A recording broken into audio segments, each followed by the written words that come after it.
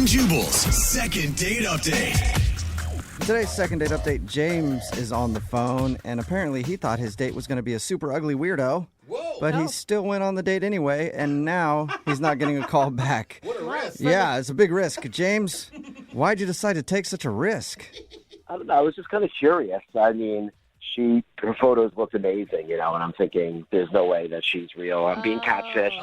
I thought from the photos you thought she was a super ugly weirdo. Yeah, she's ugly. I'm gonna go. Yeah. I'm gonna try this out. But maybe good looking wasn't working out for you. Sometimes you have to go a different route. Sure. No, but seriously, I really thought I was being catfished. Like, I showed the photos to all my friends, and they were convinced as well, Yeah. They're like, there's no way you can get somebody on that level. It's got to be a super ugly weirdo you're about to go out with. Sad. No, exactly. It was way out of my league, but I'm like, on the off chance she's real, like, I have to go. I owe it to myself. What were you feeling pulling up to this date? I mean, I assume you guys met somewhere. Well, we chose to meet at a public place. I just wanted to make sure I was safe because, like I said, I really, in the back of my mind, thought I was being catfished. Hey, and, it's smart. That's smart. I don't want to be kidnapped or something. I have no idea. But, so we picked a coffee shop. And when I get to the coffee shop, it really was her. Like, I just could not believe it. Wow. Oh my! Yeah. Did you almost want to leave? Like, wait, hold on. This wasn't what I actually was expecting. Abort. No, I know. Nothing like, things never work out like this. So I was excited.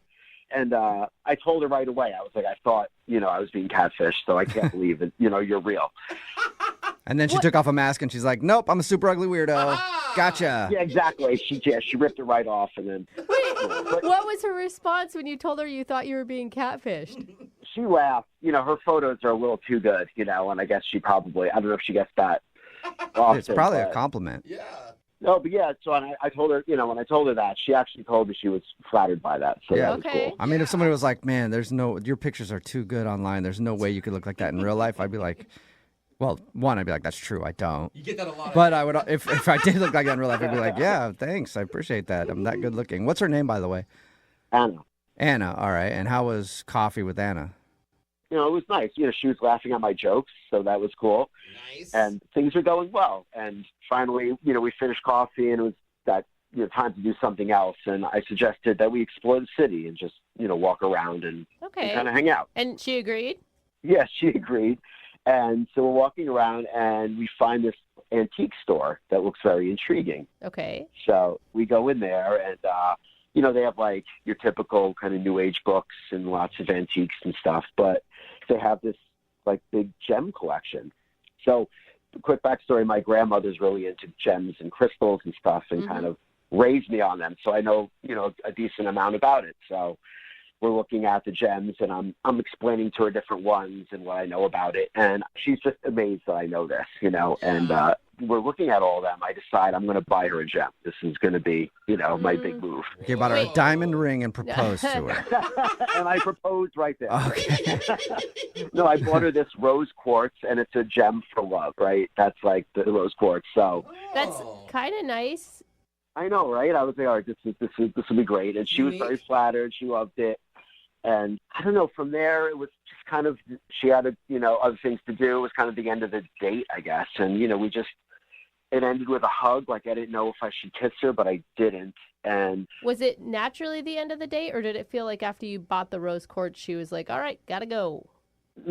I know it sounds like that, but it wasn't that. It was just kind of a natural ending to our date. Okay. Good. But I haven't heard back from her, honestly, since that hug. And I kind of keep going over to my mind, like, should I have kissed her, or, should I have just made a date right then and there for like a second date? My friends told me play it cool and wait a few days, but I don't know. The more I think of it, my friends are just kind of idiots, and they're all single also. Yeah, exactly. Take advice from them. You don't think maybe like you gave her a gem for love and the L word might have scared her away too soon? Maybe, but I just feel like it's not like I just dropped down on one knee and proposed. That's actually the name of the gem. It's a gem for love. So you didn't give it to her and was like, I love you, and that's why I'm giving this love gem to you. Exactly. It's like a red rose, I don't know though. right? I'm kind of with. It feels like a lot to me. Like, wasn't there like a gem for happiness you could have picked, or a gem for like gratitude, or some other lovely feeling? A gem for let's have a second date. Yeah, exactly. Second I don't know if there's a second gem. date gem, but Yeah. we'll. A gem to text me back. That would have been nice. All right, we'll play a song. and then come back and call her and get your second date update, okay? Yeah, any help you can give me would be great. Okay. We'll call her right after this. Hang on. Moving 92.5. Brooke and Jubal in the mornings. Second date update. Today's second date update makes you realize how distrusting people are when it comes to dating, especially online. As soon as you see a picture of somebody who you think is hot and normal, instantly you're like, nope, that's way too good to be true. It's some creepy dude in his mom's basement who's trying to steal my money or other things from me. I don't want to meet up with them. And that's what happened to James, who's on the phone for a second date update right now. He met this girl named Anna online, thought she was gorgeous and everything about her was cool, so he was convinced that he was being catfished. But he actually wasn't catfished. She showed up for coffee and she was exactly like her profile advertised. And he was obviously excited about that. They had coffee and then they walked around for a little bit, went into a store where they had a bunch of like rocks for sale. And I guess he's a big rock dude. He loves rocks and gems. And he even bought her a rose quartz rock to signify love or whatever. Oh, wow. I think that's how they describe it. This is for love or whatever. God, you're so romantic. And they had a hug, ended the date, and he hasn't heard from her, and he's not sure why. The one thing I didn't ask you, James, you were, shocked that she looked like her pictures. You looked like your pictures too, right? Yeah, of course. Okay. And I mean, I still just can't get out of my mind. Like, what did I do wrong? I mean, do you think I should have just kissed her right there when I gave her the gem? What do you think? I mean, I would have had to have been there. Yeah. I'm going to go with overkill. Yeah. Like the love rock and a kiss. It felt... Right. Yeah. I mean, if you're worried that the rock did too much, the kiss would have really pushed you over the edge. I mean, so you think I should have kissed her before I gave her the rock? Yeah. I think you should have kissed her as soon as you found out that she wasn't catfishing you. Just, oh, thank God, and then kissed her. Well, I'm going to dial her phone number right now and see if we can figure it out for you, okay? Okay. All right, here we go.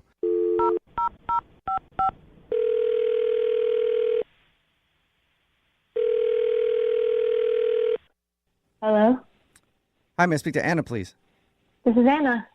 Hey, Anna, how are you? This is Jubal from Brooke and Jubal in the morning. Hello? What's your name? Huh? What? I don't know what's going on here. I don't either anymore. Anna, my name is Jubal from a radio show called Brooke and Jubal in the morning. Your name's Jubal. Yeah. Have we met? No, not until now. Nice to meet you. Okay. Why are you calling me? Well, I'm calling you because we do a segment on our show called the Second Date Update. Have you ever heard of anything like that? I think I've heard of it, but I've never listened to it. Okay. Well, what it is if you go on a date with somebody and then end up not calling them after, they can email us to get you on the phone and ask what happened. And we got an email about you from a guy who listens to our show. His name is James. Okay. Okay. And James told us that you guys went on a date and he really enjoyed going out with you, but now you're not returning any of his phone calls or text messages. Yeah. I'm not trying to see him again. I think you've made that point clear. We know that. And that's really not why we're just trying to figure out why he is confused. He wants to know if he did something wrong. Do I have to give you a reason? I mean, Yes, there's nothing I say can yes. take from you if you don't, but we would like it. He would like a reason. I guess I can tell you that James's dating profile is, it seems really sneaky. Sneaky? Sneaky and very misleading. What did it say in his dating profile? We've never seen it. I'm being really honest. I feel like I was catfished. I feel like Like you you were were catfished. That I was catfished. And he even brought it up on the date that he was afraid that he was going to be catfished because I seemed too beautiful in my photos. Okay. But quite honestly, I felt like I was being catfished. Did he look different or something? Well, no, he looked the same, I would say, in his photos generally. But the main part of his profile says that he's a real life rock star, and that's the thing that attracted me to him the most because I love rock and roll. It's my jam, and I thought, great, somebody else who has that same craving for it. So you thought he was a big music lover? Not only did I think he was a music lover, but from that quote, I just assumed that he was a rock star, that he was actually in a band. And I get there, and he's just another average polo-wearing Joe Schmo. Okay. So wait, did you ask him? I mean, did you ask him, are you in a band? Did you ever discuss that? Yeah, I tried to bring it up a little bit, but this guy, I don't know if you know this, he's a rock fiend, like an actual gravel earth rock fiend. Well, we did talk to him, Anna, and he told us that he loves like gyms and things like that. Oh, yeah. He absolutely is in love with gems. I think more than he probably would be with an actual person, which is where I felt so misled. And I'm thinking this guy loves rock and roll. He's a rock star, an actual rock star. No, he just loves rocks. Okay. But Anna, can't you find the humor in that? That's pretty funny. You know, it's funny, but I'm just not into it. Okay, so you're not interested in dating a dude who is literally into rocks and can not be- rock and roll. Yeah, I was hoping he would be into music, but instead he just gave me a pink rock, and so that's why I don't want to see him again. Okay, cool. Thank you. Yeah, it does make sense. And you know what else, Anna? What? James is actually on the other line listening and wants to talk to you. Oh, my God. Are you serious? Yeah. How rock and roll is that, huh? Yeah. Surprise. Rockstar. He's a loose cannon. James, are you still there? I'm still here, yeah. Hey. I still can't believe this. Adam, how come you just didn't tell me this? How come you're putting Rockstar on your profile when you don't know nothing about rock and roll? It's really misleading. Not to my followers, not to the people who love rocks like I do. I mean, it's very serious. But you don't think that that's kind of like that badass, edgy lifestyle that you're looking for, Anna? Oh, no, I don't. You have to admit, all right, sure, I'm not a rock star in the way you thought. Yeah, I'm not some guy who takes drugs and plays guitar, but you have to admit. When did I ever say that? Yeah, I mean, all the rock stars take a lot of drugs. You know that. You have to. You have to take drugs in order to be a rock star. Yeah, exactly. I don't think their guitars even turn on if they don't take drugs. But you have to admit, we had a connection. I mean, you didn't feel that? I mean, I have nothing to admit, James, because I didn't feel that. So you trying to tell me the way you looked at me when I gave you that rose quartz rock, I mean, that was fake? Oh, no. That wasn't fake. That was just me extremely shocked. Like, wow. And shocked, Wow. not so much in a good way. I don't know how you can say that. I bought that for you. I mean, that cost $18.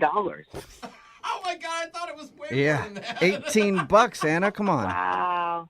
James, I think you should start investing in something that is worth $18. Maybe, like a guitar stand or something Right. else. I think what you should do is find someone from your large following and that equally loves rock, because it's not for me. Oh. Listen, I'm going to put everything down on the line here. I've never dated anyone as good looking as you, and I'm not going to stop, And I can help you get your rocks off if you give me a chance. Whoa. Oh, there's that's a little rock and roll, James. There's some rock. See, Anna, there's some edge to He James. didn't mean that. I think he meant it. He loves his puns. Hey, you never know. You could unleash this rock man and, Rock. yeah, he could rock your world. Doesn't even sound sexy. Exactly. Oh, my Just give me a God. chance. And like I told you, on the date, I actually do play an instrument. It's the oboe, and I could get you in oboe. kind of a rock and roll mood, if you want. Come on, Anna, what aren't you Rock and getting roll. here? This dude is definitely rock and roll. He's full of rock puns. He plays an oboe. Yeah. Honestly, I think you should give him a chance, Anna. What's wrong with just one more date? He sounds funny. He has confidence. I mean, that's a rock star. Well, then maybe you should date him, and you found all the best characteristics about him. Yeah, Well, first, let me ask you, Taken. Anna, would you like to go on a second date with James? We will pay for it. I'm going to tell you straight, James. I'm really not feeling the rebel rock vibe, and I prefer the rock and roll vibe. So I'm going to have to pass. Oh, man. Oh, that's too bad. I'm telling you that I'm not a drug addict who plays rock and roll. I love rock. Not looking And for I- a drug addict. Yeah. Anna's looking for more like a band dude, not necessarily just a straight up drug addict. I don't want to take you to rehab, James. I just want to take someone on a second date. I just picture her trolling the streets for a crack addict. Yeah. With All right. tats. If you don't want to go out with me, that's fine. But is it all right if I at least tell my friends that we're dating? What? Anna, is that okay? Yeah. Come on. You can't be that desperate. I really am that desperate. Like, I'll just pretend we're going out for like 2 or 3 weeks. You know, I mean, we sleep together all the time, obviously. But then, and then I'll just tell them I broke it off because you just, I don't know, you didn't love rocks or something like that. You broke it off. All right. I guess you're kind of funny. You can go out for 2 weeks with me with fake me, but then you're going to have to end it, James. Is that a deal, James? All right, thank you. I feel like that's All a right. win. Yeah, that is a successful second date update. You didn't get a second date out of it. You got a fake girlfriend for 2 weeks. Congratulations. Thanks, guys, for all your help. And I swear, you're not going to be sorry about this. You're going to have a great next 2 weeks. Brooke and Jubal in the morning. The text in at 78592 says, the guy sounds like a rock star to me. If you missed today's second date update, James and Anna went out for coffee after they went to a rock store where he bought a rose quartz rock for her, which is supposed to symbolize love, and he wasn't wondering why she wasn't calling back. When we got her on the phone, we found out the reason she wasn't getting back to him was because when she met him, she thought he was into rock music because on his profile, he called himself a rock star.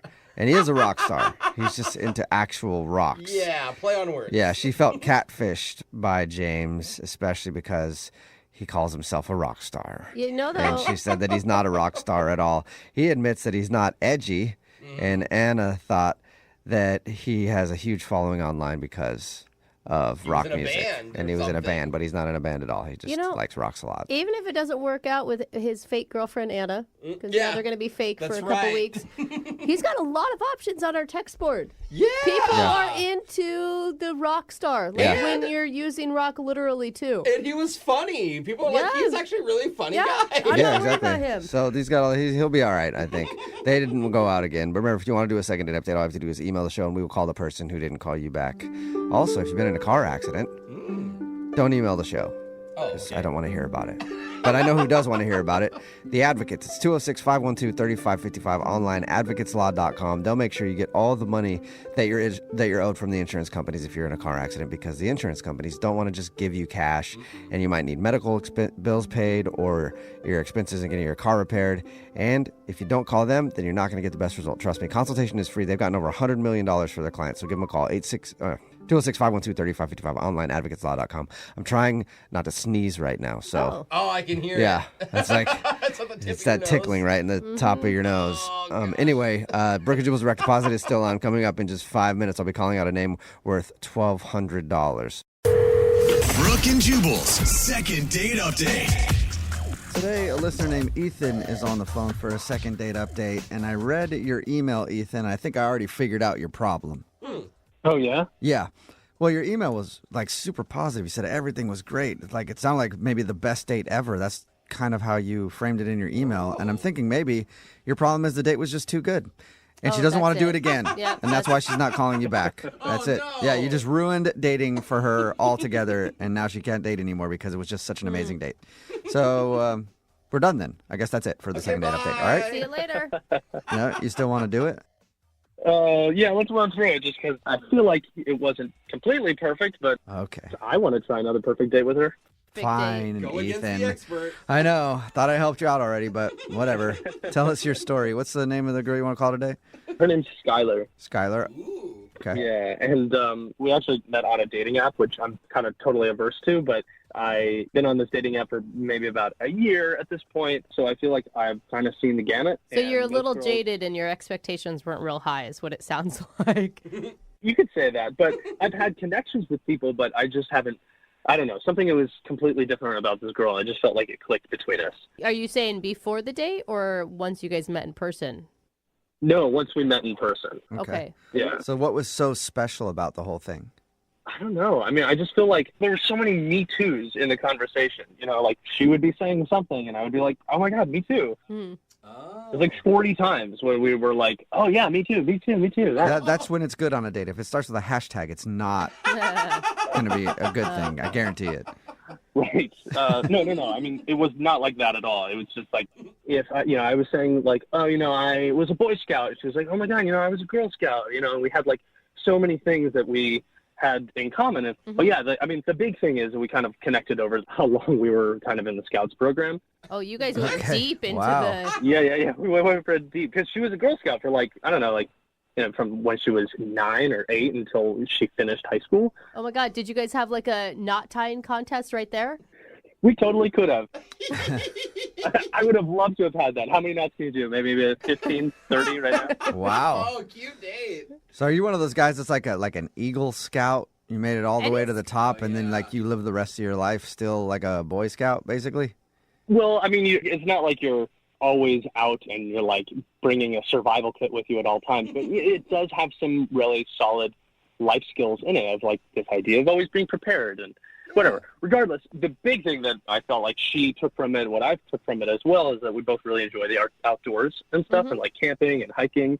So that kind of just gave me like this brilliant idea that I thought maybe it would be really romantic to give Skylar like this traditional campfire, but in the city. Okay. I love those. And so at the end of the date, I was driving her home, and on our way home, I was like, well, 1 second, I'm just going to go in and grab something. So I kind of ducked into a 7-Eleven. And I bought one of those Duraflame logs, and like I got some empty boxes and I got some marshmallows because I was like, well, why don't we have this campfire in the city, you know? That's cute. That is really cute. I thought it would be really kind of fun, right? Yeah. Cute until Where'd you you- get busted by the cops. Yeah, I was because I gonna don't think it's legal. You said campfire in the city. Where'd you fire up this log? In the middle of a street? No. He's in a back alley next to a... Yeah, it was kind of a little bit of an alleyway, sure, but it didn't feel sketchy at all. But I thought she kind of would have enjoyed it, and she totally did. It's pretty romantic, to be honest. Yeah. Did you guys kiss? Yeah, we kissed. We held hands a little bit. We were kind of being, cuddly and stuff. And So right there in an alley, smelling like I'm sure urine and trash next to a dumpster with a Duraflame log going, you guys were just snuggled up. it was one of those you had to be there moments. I mean, talking about it in retrospect, it does kind of seem a little Don't ridiculous. let Jubal hate on your campfire, okay? He just hates the outdoors. That is all true. right? It's very So true. Even city outdoors. I just don't like being outside. Yeah, I think your idea sounds super awesome, and I can't believe she's not calling you back.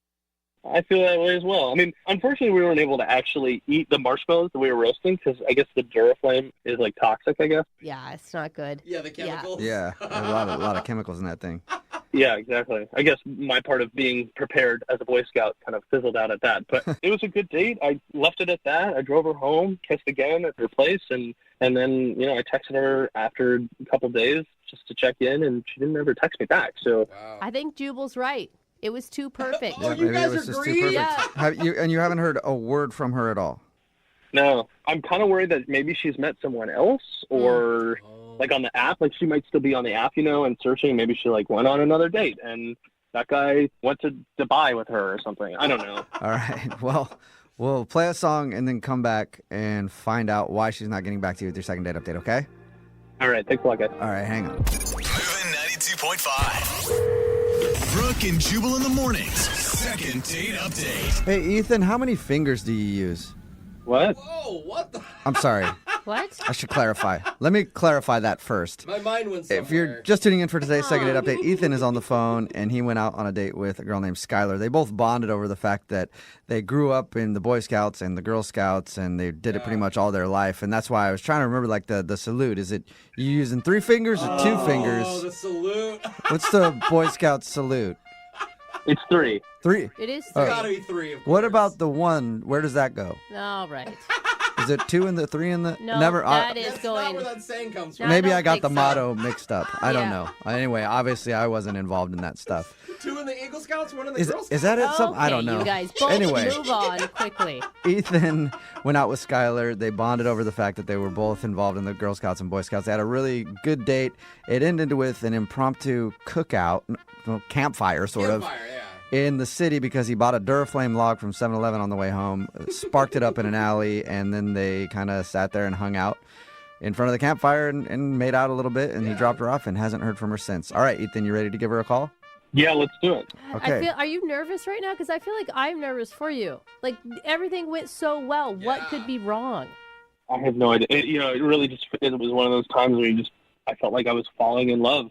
That's so sweet. And they say when you know, you know. Like, that's the thing. Yeah. This could be amazing. Is that the Boy Scout motto? No, When that you know, is- you know? Okay, You need to move on from I the gotta Boy get Scout it. Yeah, stuff. I gotta stop thinking about You're really this. bad at It's it. gonna bug me. All right. Well, I'm gonna call her right now and see if we can figure it out. Okay. Awesome. I'm so excited. Okay. Here we go.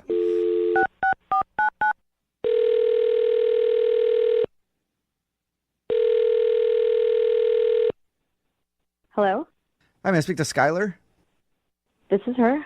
Hey, Skylar, how are you? This is Jubal from Brooke and Jubal in the morning. I'm good. Nice. Um, Oh, I should continue the. This I is should continue awkward. speaking to you. Have you heard of the radio show Brooke and Jubal in the morning before? yes, I haven't listened to it, but a friend of mine listens to that show. Okay. Well, that's where I'm calling from, and we do a segment on our show called the Second Date Update. You probably don't know what that is, so I'll explain it. It's where if you go out on a date with somebody and then end up not calling them back after, that person can email us to get you on the phone and figure out what happened. And we got an email about you from a dude named Ethan. Sorry, a scout named Ethan. Wait, oh my God, this is a second date update? Yes, yes, it is. So your friend has told you about those? Yes. Well, congratulations, because you're about to be the star of one, because Ethan is wondering why you won't call him back after what he describes as a great first date. What did he tell you about the date? Oh my God, he told us that it was amazing. Yeah, he told us that you guys really connected. You had a lot of Me Too conversations where it's like, I like this, me too. I like this, me too. And ended the date with he bought a Duraflame log, and then you guys had a campfire in the middle of an alleyway. And it sounded more romantic the way that he told it. But and you guys made out and everything else. He thought it was great, but now you're not calling him back, and he doesn't know why. Yeah, I mean, the fire was a really sweet sentiment, I guess, but Even though you couldn't eat whatever you were cooking over the fire because of the chemicals from the Duraflame log? yeah, also, I don't know how contained that was, so. Wait, it wasn't just like you've run out of time and you meant to call him back. Like there's a reason you're not calling this guy back? I don't know. After the campfire, I could tell that he really liked me, and he was really sweet. He drove me home, and right before he dropped me off, he asked if he could take me on a weekend getaway, which is also like a very romantic thing to ask, but not after we just met. But he was going out on a limb, man. I mean, don't you want a guy to really like you at the end of a date? Well, yeah, of course, but I just assumed that he wanted to do that because he was just trying to hook up with me. Oh, so you're thinking that he doesn't want to go on a weekend getaway for romance. He just wanted to take you away so he could hook up with you. Yeah, it's not just the fact that he asked me to go on a weekend getaway, it's the timing, you know? Like, he asked me and he wants to go that fast. Like, he wants to go next weekend, and that's a red flag because how fast is he moving in other aspects? You know, does he not know how to have a relationship? But you can't just tell him, I don't feel comfortable with that. We should go on a few more alleyway cookouts. and then maybe a weekend getaway. You just stop talking to him? Yeah, I mean, it was a lot, and I think it just kind of threw me off guard. So I guess I should tell him that. I've just been trying to think about how to say it in a way that's not going to hurt his feelings, I guess. Oh, well, okay. I got good news for you then, Skylar. What's up? You did say it because he's actually on the other line listening and wants to talk to you. What? Hey, how's it going, Sarah? Yeah. Wow. Hi. Oh, my God. I didn't know that he was already there. Like, I thought you guys were going to call him. No, God. that's the beauty. Yeah. That's the beautiful part of these. We're big liars, and he's been on the phone the whole time. Are you embarrassed? Yeah, I'm embarrassed. You shouldn't be. I'm glad that you said all that stuff. It totally makes sense. I understand. What? But listen, I mean, like, I'm a very romantic person. When something inspires me to be very romantic, Aw. Yeah, but Ethan, I understand that you have really strong feelings, but like, do you usually ask people out on vacation right when you meet them? Because that's a lot. Like, I just want you to be in my shoes. Like, it's a little scary to go out of town with someone you don't really know. yeah, I kind of see that now. I guess I was just wrapped up in the moment of being like, this is fun and silly, and what else can we do that is spontaneous like what we did tonight? And we don't even have to like stay in the same bed or like hotel when we go off and like go on a trip or something together. I just am trying to, I guess I was just trying to find ways or an excuse to spend time with you. Mm-hmm. Again, you're asking me to go out on a vacation, and we've only been on one date. So I need you to slow your roll just a little bit. But Skylar, if he hadn't had said that, where were you at on the date? Like all the way up until he asked you for a weekend getaway. What was your thought about him? I was having fun. You know, I want to take things slow, though. I want to get to know someone. You know, like the date was great. We got to do something weird and crazy and fun, and obviously a very memorable date. Maybe there's other weird, crazy, fun things you could do on a weekend getaway. Like super weird. You don't know. Super weird? Not really helping, Juice. Oh, my God. Look, the only reason why I feel like I am jumping ahead so quickly is I just felt like we had a really awesome time, and I don't know if you feel this way, but I feel like I'm actually kind of falling for you. Wait, you're falling for me? Stuff like that, Ethan. Like, you need to be careful about what you're saying to me this early on. You're right. I'm sorry. I'm just trying to figure out how to say what I'm feeling inside. But I'm going to slow my roll. I can practice slowing my roll. Yeah. If you just marry him, Skylar, he'll slow his roll a little bit. You know? Hey, Skylar, would you like to go out with Ethan on a second date? We'll pay for it. Just a regular date. Yes. So just to clarify, we're not talking about a vacation anywhere or like a couple's massage or anything. Right? This is like a very normal date. That's what I'm thinking. Ethan, is that what you're thinking? Yeah. Absolutely, totally normal. And if you want to go to Dubai for the weekend as well, we can do that. Dubai. I'm joking. Okay. I don't know if you are. That's the scary part. Yeah. Okay, so Skylar, what do you say? Yes, I will go on a second date. Yay! But I really want to take it slow and just get to know each other. Okay. Ethan, that means dinner. All right. Just dinner. And we'll talk slow. I'll speak really slowly, too. Just everything slow. Slow. Okay. All right. Well, congratulations, Ethan. You got your second date. Yeah. Awesome. And Skylar, you're sure you want to go out with Ethan again? I do. Oh, don't say those words to Ethan. I mean, I will. Okay, there you go. That's better. Brooke and Jubal in the morning. Brooke and Jubal's second date update.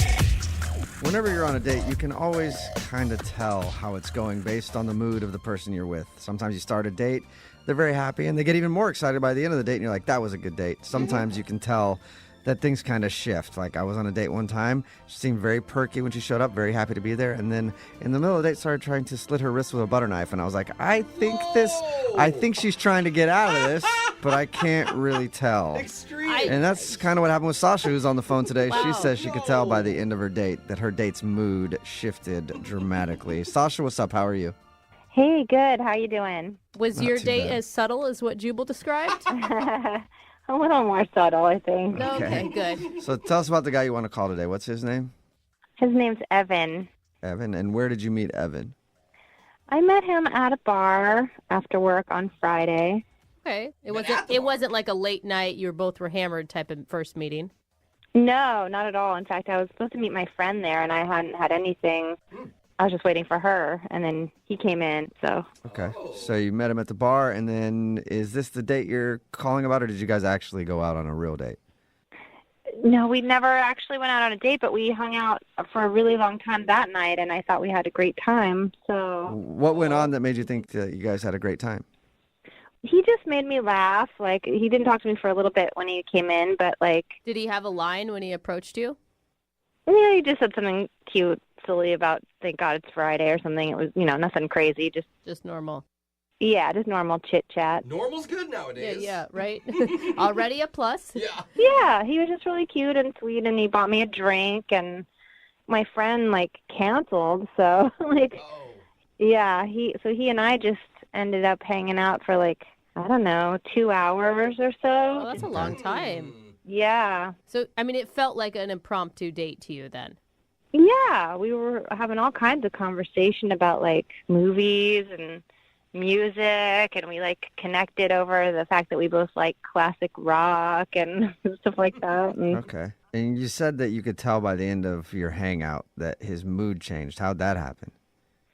so we were hanging out, and we were getting a little tipsy, I guess, at that point, and the bar was, setting up for karaoke. Mm-hmm. Fun. And since I was like a little tipsy, I got kind of in the mood to sing. Ooh. So I did. I got up and I sang "I Will Always Love You" by Whitney Houston. Classic. That's Okay. that's a big endeavor there that you chose. Good range. Did you look him directly in the eye while you sang it? Because that might have turned him off.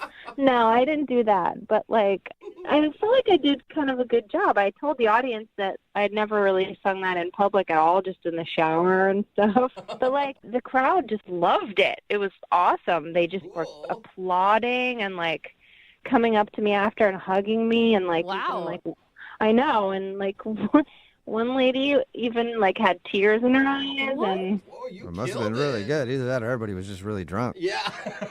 something. I don't know. One person even said that it was like the most beautiful thing they'd heard. I mean, it was serious. Whoa. Okay. Wait, and so his mood shifted after that? That was the downfall for him? Yeah. The whole mood was just weird after that. And then, like, 5 minutes after, he just made some excuse and said he had to go. And I, like, kind of was, like, tried to be cute about it and begged him in a cute, not weird, psycho way, but nice way to stay. Yeah. You know, and he didn't. And it's been, like, 4 or 5 days, and he hasn't reached out. So I'm like, what? Have you tried to call him or contact him? Well, I reached out once, and he didn't respond. I don't want to be, like, some freak, you know, and right. annoying. Right. So have us do it instead. That makes sense. All right. Well, we'll figure it out. We'll play a song and then come back and call him and get your second date update, okay? Okay, sounds good. Moving 92.5. Brooke and Jubal in the mornings. Second date update. This hasn't been confirmed yet, but I'm pretty sure we have the best karaoke singer in the world on the phone with us right now. Her name's Sasha, and she's calling us for a second date update. And she told us about her first date. She went out with a dude named Evan. They actually just met at a bar, hung out all night. She sang karaoke, and the reason I say she has to be probably the best karaoke singer in the world is after she sang Whitney Houston's "I Will Always Love You," apparently everybody in the bar was standing and clapping and hugging her, and I've never seen that happen at karaoke ever before. Most people are just laughing at the person who did it. So anyway, she's confused why Evan isn't calling her back. They hung out, and then he left, and he hasn't called her since. She's reached out to him one time and hasn't heard anything. Sasha, I didn't ask you in the first part of the second date update, but why do you think he doesn't want to call you? Oh, man, I don't know. I've been going over this and over this, but, I mean, maybe he didn't get a chance to sing and wanted to, and I took the spotlight. Jealous. Oh, he could be jealous. If he's jealous that you're a better singer, you can't date him. I mean, that's one possibility, or I don't know, maybe, like, I was paying too much attention to the people who are giving me compliments for a little bit. I don't know. That, yeah. Yeah. Either way, you wouldn't want to date somebody like that. Yeah. They're going to be trying to outshine you, and you got to let your star shine, Sasha. Right. Thank you, yes. All right, I'm going to call him right now and see if we can get him on the phone, okay? Okay. Okay, here we go.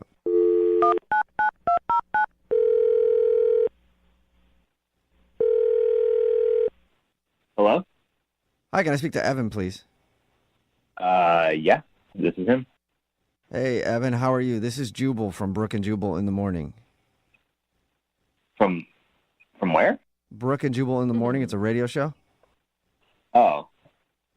It's always what you want to hear. Oh.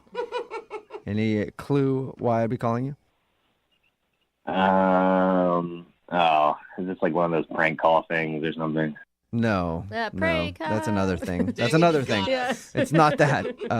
We do a segment on our show called The Second Date Update. That's where if you go out on a date with somebody and then end up not calling them back, they can email us to get you on the phone and find out what happened. And so we got an email about you from somebody named Sasha. Really? Yes. Sasha emailed us and told us about the night you guys met and hung out at the bar. Yeah. And she's also curious why you haven't called her. She says it's been a few days. She really liked you, thought you guys had a good time, and nothing. Oh, boy. Okay.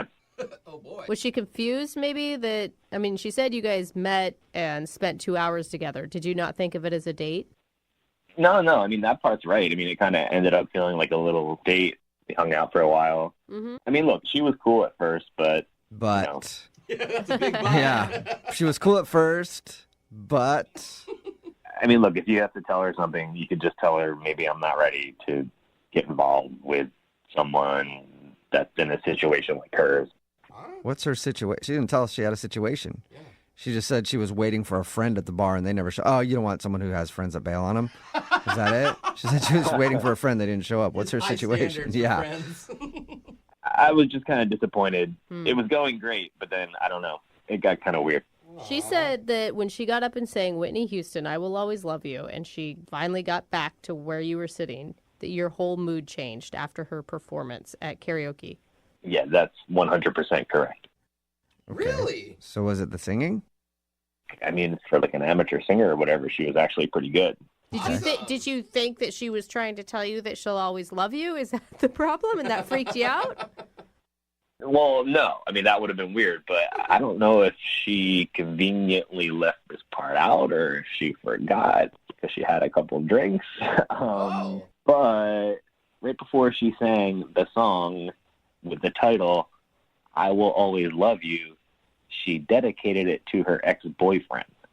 Oh. Wait, like on stage? Whoa. Yeah. That's awkward. Okay. Yeah, so you can kind of see where that threw me. Yeah. I don't blame you. I think I can see your point. That's Did she say anything else about it? No, I mean, she just went up there. She dedicated it to her ex-boyfriend. She said, this is for Dennis. Oh, my gosh. She belted it out. Everyone loved it. And then I'm sitting there like, okay, is she trying to send me a message? Maybe she's trying to say, I don't like you very much. That's what I would have thought. Yeah. All I can assume is, I mean, well, clearly she's not over this guy. You know, it seems like a big red flag to me. And did she say Dennis is her ex-boyfriend, or could Dennis be somebody else? No. She said, to my ex-boyfriend. Oh, Oh, man. And then that's saying, I will really always love you. good. And then is wondering why you're not calling her back. Yeah. Not a lot of blame on you for that one. Yeah, maybe if it was a different song or something, you know. Yeah. Yeah. Maybe I will always hate you. That would have been better. All right. Well, that's very understandable, Evan. Thank you for sharing that with us. I appreciate it. No problem. You know who else appreciates it? No, who? Sasha, because she's actually on the other line listening and wants to talk to you. What? Are you kidding me? No, I'm not. Unless she hung up. Sasha, are you there? I'm here. Hello. Oops. Oh, hey. How's it going? Hey. Oh my gosh. Now I know what happened. Yeah. Sounds like you got your answer, Sasha. How'd you leave that part out? Yeah. I mean, come what on. is the big deal? I mean, I just think it's shocking that you're even reacting this way. Like, don't you have people that you love in your life? And it's just a song. Big deal. Yeah, I mean, I do, but I wouldn't do that in front of, like, an entire bar of people. Oh my gosh. I feel like you're just being kind of judgy about it. It's like I reached out to the radio folks for you because I wanted to see you, not him. And I mean, just like FYI, he's made it perfectly clear that there's zero chance that we would be getting back together, even if I wanted to. It's just, it's done. It's just, See, I'm wondering why this guy made it clear that there's zero chance. So now Yeah, usually when someone's like, there is absolutely zero, no chance ever that I will ever get back together with you. no, I'm not trying to make myself look bad or something. It was like 2 years ago, but he was my first true love. So, you know. Sasha, you're clearly hung up on this guy and not over him. I mean, that's what it says to everybody listening right now. Oh my gosh, not even. No, it's just, you know, he'll always have a special place in my heart, and the song just came up, and in the moment, big deal. But it's not just any song. The song's called I Will Always Love You. So you kind of see how that's weird? Evan, did you not hear what I said before? I mean, everyone has a person in their life that they still love in their heart. I mean, like Dennis, for example. He'll always be with me. Always, even just always be with me sounds kind of weird to me. It sounds like.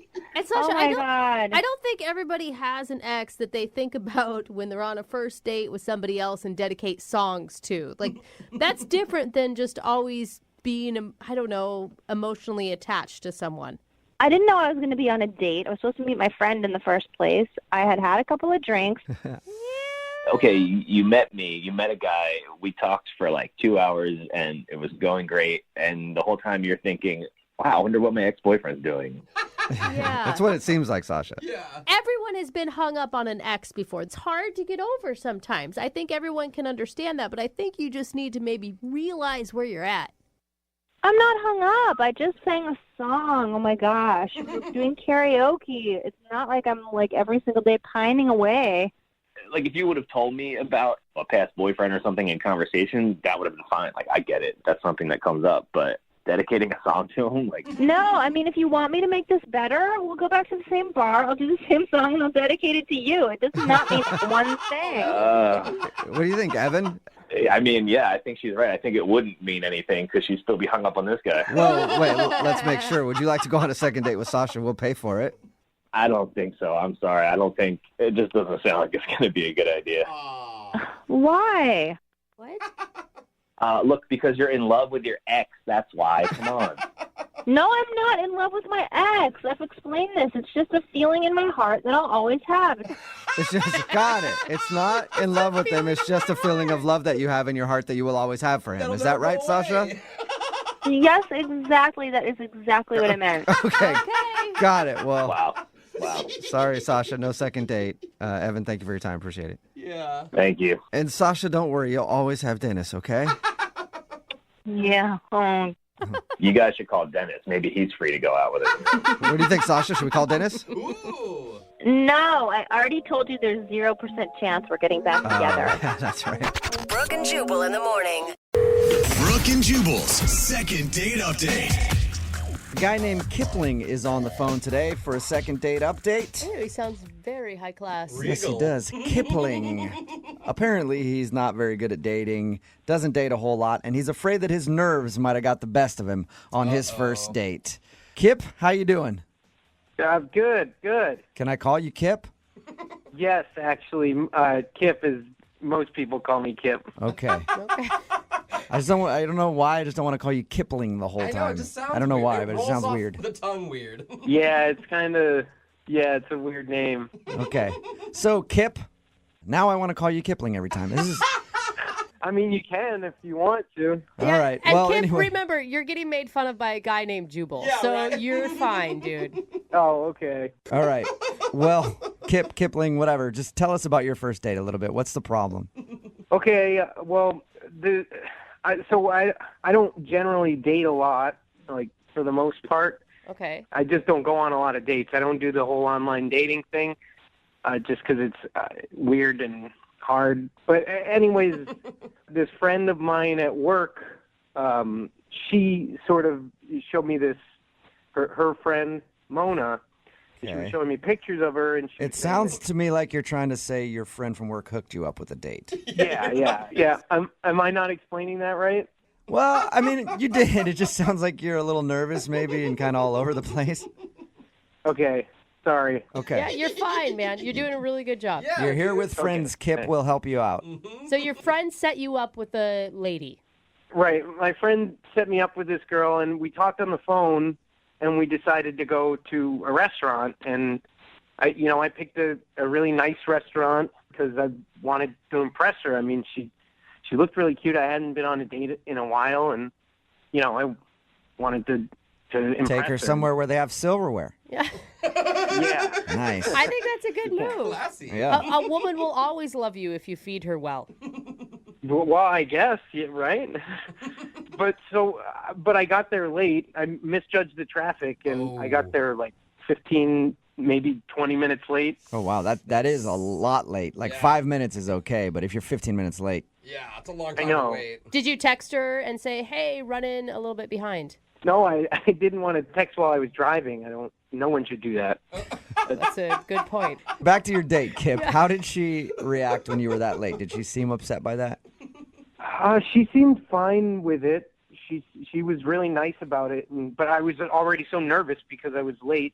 And then this thing happened. Well, I guess I was surprised by the size of her. She had a really big chest area. Oh, Kip. Okay. Wait. That'll happen. That'll happen sometimes. She had boobs, is what you're saying. Big ones. Brooke. Yeah, and I wasn't bothered by it, obviously, but I just sometimes I would catch myself, not talking or looking at her face, and I was just really nervous, and so at one point I feel like I overcompensated, and then I just stared too much at her face. Like it's kind of like when somebody has a weird growth on their face or something, and you're like, I can't look at it, and then you keep catching yourself looking at it. Yeah, but if that was on her chest. Okay. Did she? She had 2, I guess, apparently. Giant Yeah. girls. Did you actually address the problem, or did you guys not talk about? I'm serious. Like, No. She had big boobs? No. well, I mean, I have not a huge chest, but I have a larger top half, and when somebody's staring, sometimes I'll just ask, Ew. hey, up here. Well, if you're asking me if I went online and looked at pictures of you, I haven't. What? No, I don't think she's saying that No. at all. I think she's saying, did it ever get brought up that you were having trouble paying attention to the conversation because of your date's boobs? Oh. No, I thought that Brooke was asking me if I'd ever seen her chest because it's larger. No. No, she wasn't. But, hey, you can always go to the website after the second date update is done and look if you want. No. Okay. Okay. Oh my good. gosh, Kip. All right. So did she make any reference to you staring at her chest or not staring at her chest? No, not that I remember. I didn't. I mean, no. Okay. So it was just something that you were self-conscious about on the date. Yeah, and then I was self-conscious that I was self-conscious about it. Yeah. So the whole time, that's all you were thinking about is don't look too long at her boobs. Oh, crap, I looked at her boobs. Oh my gosh. Yeah. And then I was thinking about looking at her boobs, and it was just It was just downhill for you. Did you hear a word that she said on the date? I mean, I know at one point she was talking about swimming, but I have no idea what that was about or anything. How long did you spend at dinner staring at her breasts? Well, so that was the thing. I thought that, I don't know, in my mind, I thought dinner and drinks would last like 3 hours, and then we were done by like 45 minutes. So I started to panic, and I was, suggesting a bunch of activities like, do you want to go bowling? Or, I don't know, I just was suggesting these activities, and she kind of wasn't really into it. She said she had to go and meet a friend, and so, I walked her to her car, and I didn't get a chance to like try to kiss her or anything because she was getting in her car, and then I asked her if I could call her, but she was closing the door. I don't know if she heard me or not. Oh no. So do you walk her to her car and she didn't really say much to you and close the door in your face? Because that's what it sounds like. Well, it wasn't that bad. I was just a little nervous, and so by the time I, worked up the courage to just ask if I could call her, she was closing the door. I picture her driving out of the parking lot. Like, can I call you? No? Okay. And then she squealed off. Kind of. Kip, you sound like a really nice guy talking to you, but your description of the date sounds like you acted like an awkward perv. Yes. No, I wasn't being pervy. It's just that was what was on my mind about her. And I don't date a lot, and I thought that this girl was really nice, and we kind of had a nice time. I just was hoping you guys could help me figure out like what went wrong. Okay, we can definitely do that. What we'll do is we'll play a song, come back, call her, and get your second date update, okay? Okay, thanks, guys. Okay, hang on. Moving 92.5. Brooke and Jubal in the mornings. Second date update. I can honestly say, out of all the second date updates we've ever done, the hundreds and hundreds and hundreds of second date updates, I've never wanted anybody to get a second date more than my man Kipling, who's on the phone right now to do a second date update. It's the story of an underdog. You might know him as the Kipmeister, the Kipinator, Mr. Kipplesworth. Kipling is on the phone right now. He's a great dude, but he got a little nervous on his first date because he was ambushed by a woman with big bazooms. How dare she? I don't think And she that will ambushed happen him. from time to time. Kip was not ready for it. If you were listening to the first part of the second date update, Kip explained that he has not dated very much. He went out with a girl that he met through a coworker, and when he met her at the restaurant, which he was 15 minutes late to, by the way, she actually had a very large chest, and Kip was nervous the whole time and couldn't pay attention, and he barely heard a word she said. She ended the date by just hopping in the car and leaving, and he hasn't spoken to her since. Kipling, are you ready? Yeah. I hope you can work your magic or do your thing, Well, we'll see if we can do our thing here. I'm going to dial the phone over right now, okay? Okay.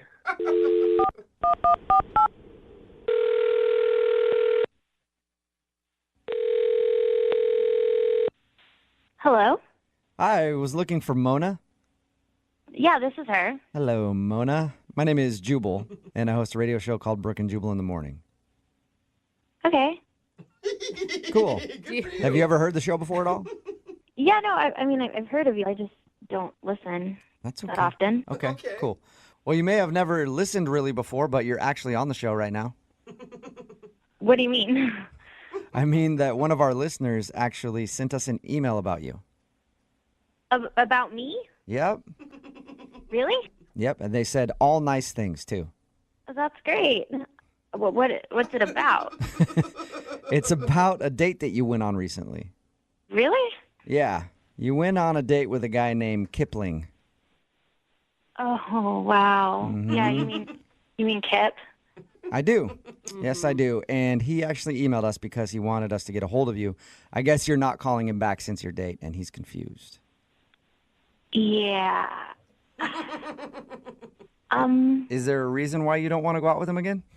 I mean, he seemed like a really sweet guy, but I could just tell he was really, really nervous, like anxiously nervous, like kind of extremely awkward. On a scale of 1 to 10 and the most awkward dates you've ever been on, how was this date? A 15.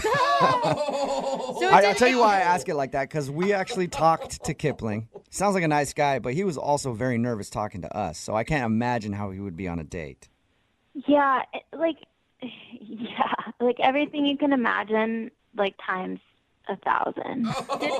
Did it get better as you guys hung out longer? Yeah. No, it only got worse. Oh. How did it get Poor worse? guy. Like, he showed up almost 20 minutes late Right. without letting me know. Yeah. When he walked in, though, despite being 20 minutes late, were you kind of excited? Like, oh, he's cute. I mean, he was like nerdy, awkward, cute. I was like, maybe this could end well. But I'd been waiting for him to order, and the waitress came, and he gave her our menus and said we wouldn't be ordering food. We were just going to get drinks. But I'd waited all day to eat. What? It was already like after 7, and I hadn't eaten, and all we were getting was drinks. Like, we went to this nice restaurant, and we weren't even going to get food. Like, why didn't we just go to the bar? Oh, I would have been like, hell no, I'm getting food. You don't even want to see me when I'm hungry right now. We were like a few drinks in, and I started getting a little tipsy, and I finally was like, hey, man, like, I'm really hungry. Like, is it okay if we order something? And he was like, yeah, sure, I'll get an appetizer for us to split. Oh, wow. So then he decides to get calamari, which is fine. It was great. Yeah. And I was eating, and he could tell that I was uncomfortable. So then he says, can I ask you a question? And, of course, I said, sure. And he asked me if I'm having a good time because my face doesn't look like I'm having a good time. Oh. Your face doesn't look like you're having fun. What'd you say to that? I just smiled and put more calamari in my mouth. Come on, you were, though, probably showing some pain on your face at this point. I think at that point, a few drinks in, no food in my stomach, I couldn't hide a thing. All right. Yeah. So it was just a very awkward time for you. It was extremely awkward. All right. You know what else is going to be awkward? What? He's actually on the other line listening and wants to talk to you right now. Wait, what? Yep. Kip, where you at? Hi, Mona. Oh, no. Hi, Kip. Hi. Okay. Kip, why are you doing this? I'm confused. Well, you weren't answering my messages. I Oh. thought I wanted to talk to you and see if you wanted to go on another date. Okay. Kip, did you hear what I said about our first date? Yeah, and but listen, the thing is, okay, so I don't date a lot, and Yeah. I really liked you, and you made me nervous, and I was already really nervous because I was late, and the thing is, I just showed up, and I just wasn't expecting a woman of your nature to be there. Kip, what does that even mean? What did that mean, Kip? No, I just mean you're very beautiful. You know, you're very you have captivating features. Oh. You know. Kip, that's really sweet. Yeah, it is. Yeah, and I just got nervous, and that's why maybe I wasn't the best dater. I was nervous, and I could tell you weren't having a good time, and the reason I didn't order a bunch of food is because I don't know, maybe we were gonna, something was gonna happen. What? Oh, Kip. Wait, what are you talking about, Kip? What was going to happen if you ordered food? I don't know. Maybe you just you don't know what happens if the date goes well, and Oh, gosh. I just didn't want to have anyone to feel awkward about having bad breath or have stuff in their teeth or anything.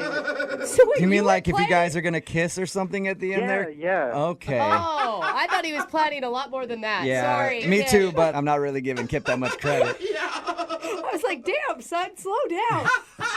No. I just meant kissing. Like, we might kiss if it went well. It's a date. It's how would, Okay. Kip, I get being nervous, like going on dates and stuff, but you probably don't want to ask if they're having a good time because their face doesn't look happy.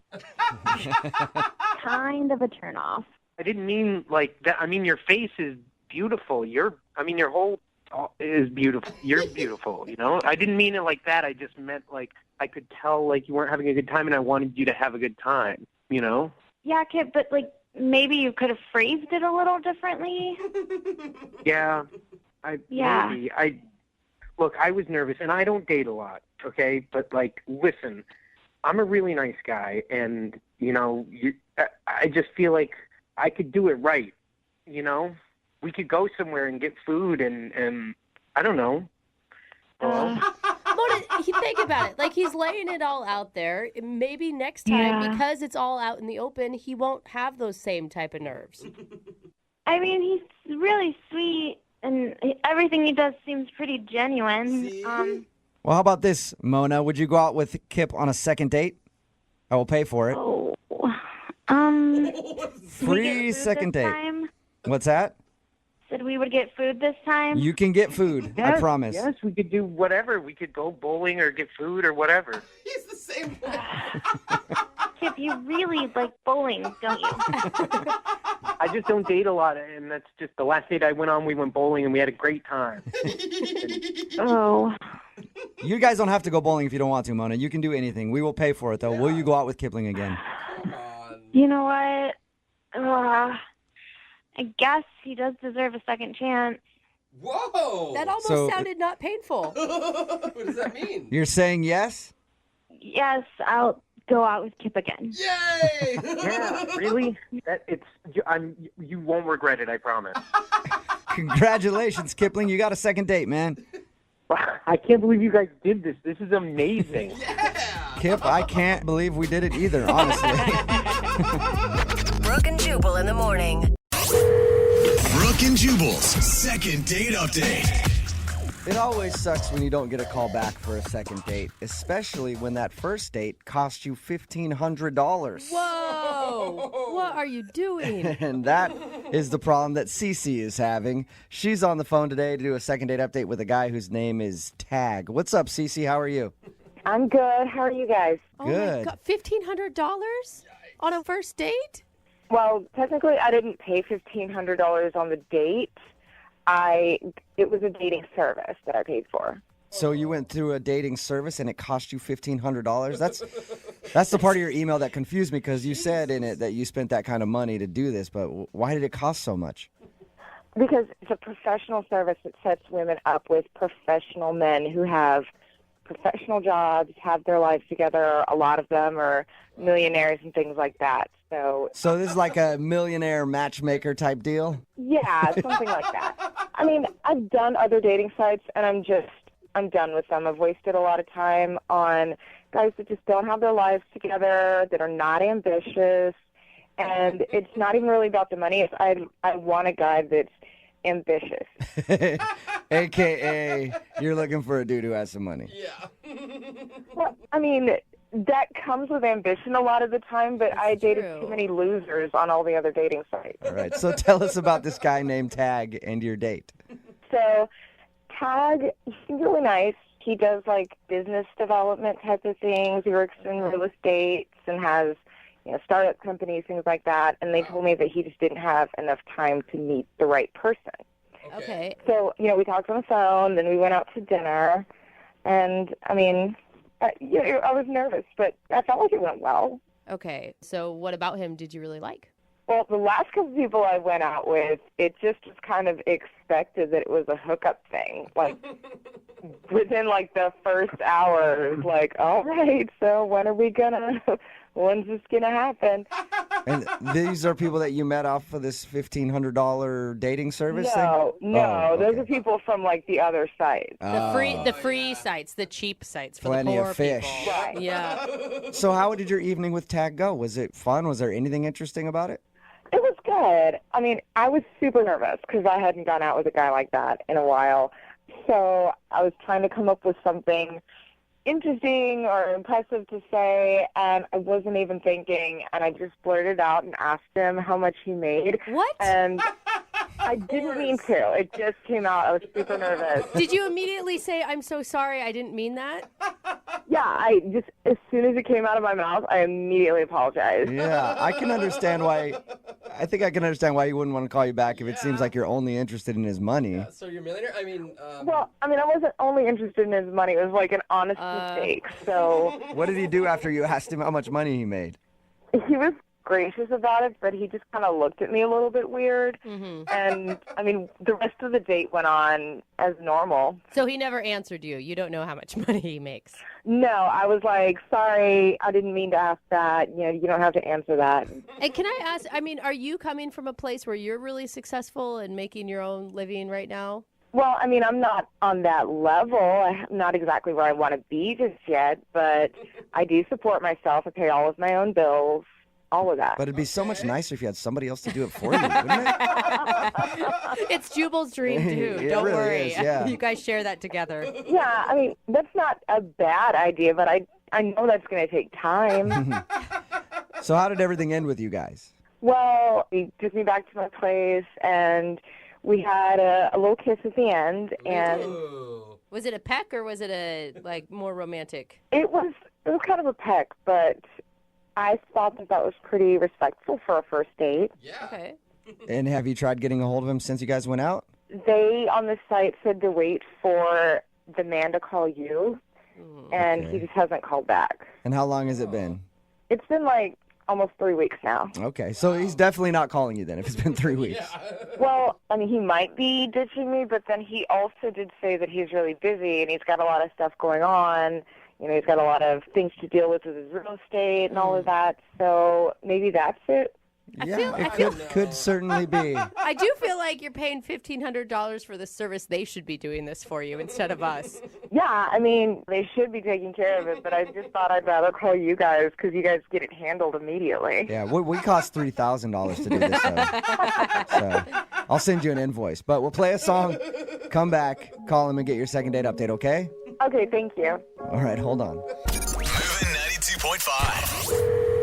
Brooke and Jubal in the mornings. Second date update. Matchmaker, matchmaker, make me a match. On the phone right now is Cece, and she actually spent $1,500 on a matchmaker to make her a match.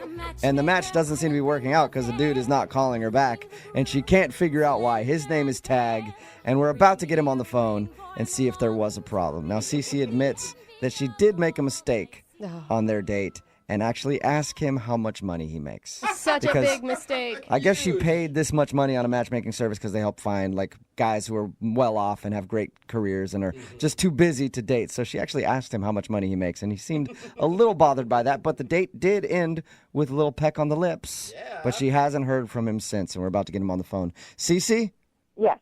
Do they actually play that song for you when you walk into their offices? They should, for as much as I'm paying them. Yeah, they really should. Dance for you. If this doesn't turn out, are you going to stick with this matchmaking company? I might write out the rest of my contract because I still have a couple of months that I'm covered with it, but I won't renew. All right. Well, I'm going to dial his phone number right now, get him on the phone, and find out why he's not calling you back, okay? Thank you. You're welcome.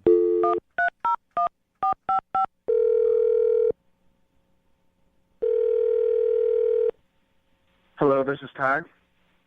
Hey, Tag, how are you? Good. How are you? Who is this? This is Jubal. I host a morning radio show called Brooke and Jubal in the morning. What is this regarding? I don't have a lot of time. I'll make this quick. It's regarding a date you recently went on. What? How'd you get my number? Well, I got it from the girl that you went on a date with. She actually emailed us and asked if we could get a hold of you because you're not calling her back. You serious? Yes, I am. Her name is Cece. No.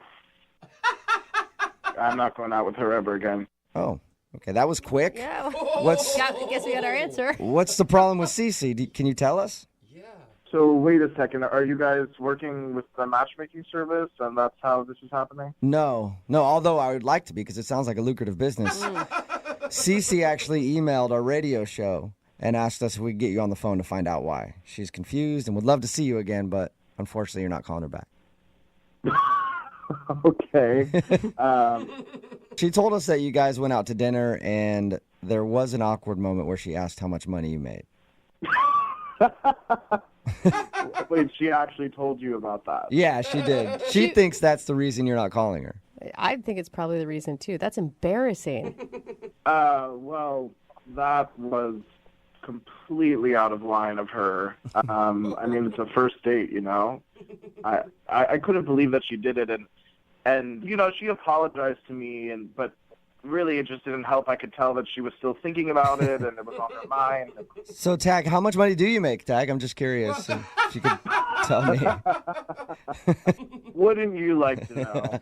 I really would. I don't think we're going to get that out of you, though, but can you at least tell us what else happened on your date? You said that was one of the reasons you're not calling her back? Yeah, I mean, I don't even really know how to say this. Like, this is on the radio and stuff. She doesn't really have a job. What? Okay. She doesn't have a job? She didn't tell you about this? Her way of making money? No. We actually asked her because we're like, are you just going out to find dudes to pay all your bills? And she was like, no, I pay my bills myself. So I just assumed she had a job. Well, yeah, she sure pays her bills, all right. Why are you laughing at her? What does she do? Yeah. Well, she told me that she makes thousands of dollars donating her eggs. What? Eggs? Her eggs? Like her... Like, from her ovaries. Oh, No, like okay, so your she doesn't have, eggs. like, chickens in a coop in her backyard. It's her reproductive eggs that she's selling. Yeah, no, she's not a farm girl. She's, I guess you could say she's a farm girl. She's farming herself. So Dude, that's I how will she's say- making her money? Oh. Yeah, I mean, it was kind of weird. Like, she starts bragging about how good her genes are, and No, for real, though. You have to go through some, like, stringent tests in order to be able to donate your eggs. It's, like, no joke. They want to make sure you are grade A. yeah, she told me all about it.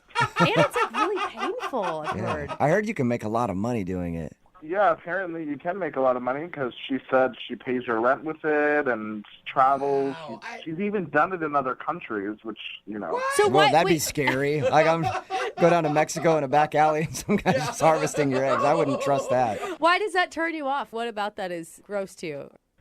You're asking why that's a turn off. Yeah, I don't know. Like, guys donate sperm. She's helping people have babies. Yeah, well, I don't like the thought of her having, you know, hundreds of little kids running around all over the world. And she doesn't have, like, a real job, you know? So, like, I'm going to be out there working, and she's, I don't know, sitting in a lab somewhere getting her ovaries scraped. Hey, what do you do for a living? I work in real estate. Okay, you work in real estate. You might be able to retire off of her egg money. You're flipping houses, she's flipping eggs. Hey, Tag. I also need to be honest with you and tell you that she's actually on the line listening to this conversation and wants to talk to you. What? Yeah. Yeah. Get the out. You're kidding. I don't have a real job, Tag. Selling your eggs is a real job. I make money doing that. I make a lot of money doing that, okay? And I work all over the world. in different countries helping women. Yeah, I mean, you work all over the world. You should probably put that word work in quotes because I'm not really sure if that's work in Yeah, quotes. it is work. It is legitimate work. I have to take care of myself, and I have to make sure that I'm in good condition. You have to just let your body do its natural function. I mean, I don't really know how you call that working. You're just No, but you have to be healthy. You need to have top quality eggs to give to other women. I mean, it's actual work. Oh, yeah, right. Oh, so just because I don't sit around in an office all day with a secretary, that's not work? I don't know what you want me to say. Like, I have a job. I make a lot of money, and I'm there working. I have a job, too, and I also make a lot of money working. Well, I mean, how long can you keep that up for? It's not a real career. You can't do it forever. Eventually, your body is going to go, nope, no more.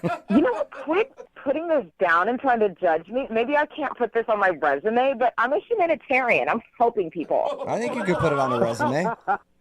I'm sure you could put that on a resume, Cece.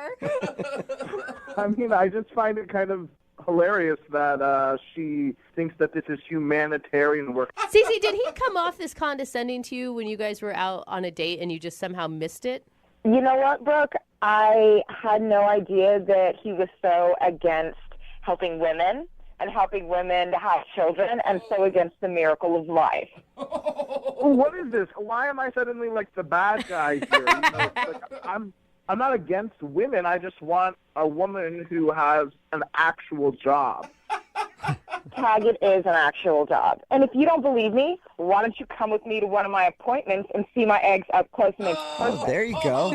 Hey, how about that? That sounds Tag? like a sexy second date to me. Tag, would you like to go out on a second date with Cece? We will pay for it. I can't believe we're even asking that question. You want to see your eggs, bro? Hey, come check out my ovaries, baby. Yeah, I totally let him do it. But obviously, he disrespects what I do for a living, disrespects women. Come on, come see. Oh, my God. Cece, obviously, like, you were drooling over how much money I made, and if I really wanted to, I could have seen your ovaries in another way. Whatever. Kiss my eggs, Tag. Kiss my eggs? That's awesome. That's a first and a second date update. Brooke and Jubal in the morning. Brooke and Jubal's second date update. The guy on the phone for a second date update today probably knows why he's not getting a call back, because in his email it said, "Hey guys, I need help. I called my date an idiot and now I need to apologize." Oh, yeah. That's usually going to ensure that somebody's not going to call you after a date when you call him an idiot. What's up, Chris? How are you? Hey, how you guys doing today? Pretty good. We'll get to you calling your date an idiot in just a second, but first, what's the idiot's name? But her name is Babette. Okay, I did, but I didn't. Yeah. Where did you meet Babette? I met Babette out of the club, and I don't always meet women out of clubs. It's always so difficult, so loud and everything. But I instantly hit off with her. It's weird. Okay, did you use a line or anything to approach her? Or? You know, I don't have to really use lines. I just kind of use some swagger, you know? Just call him an idiot a few times and then it's putty in your hands. Oh, man. No, I'll get to that part, all right? At first, it was great. We're talking, we're dancing. We weren't even drunk. We had like one drink, and I found out that she had a bunch of mutual friends of mine. I mean, literally like 100 friends in common on Facebook. Whoa. I mean, and they're like real friends, though. People like I really see. All 100 of them? Maybe half. Maybe half of them. Yeah, that's Facebook. All right, so you had a lot in common with her. Yeah, and it just felt right. And for a while, we went back to my place, had a very great night. Woke up early and had some breakfast. Oh, sorry. So, no, I was just wondering, she stayed the night then? Oh, yeah, you know, I don't want to brag, but, like, it was good. It was really good.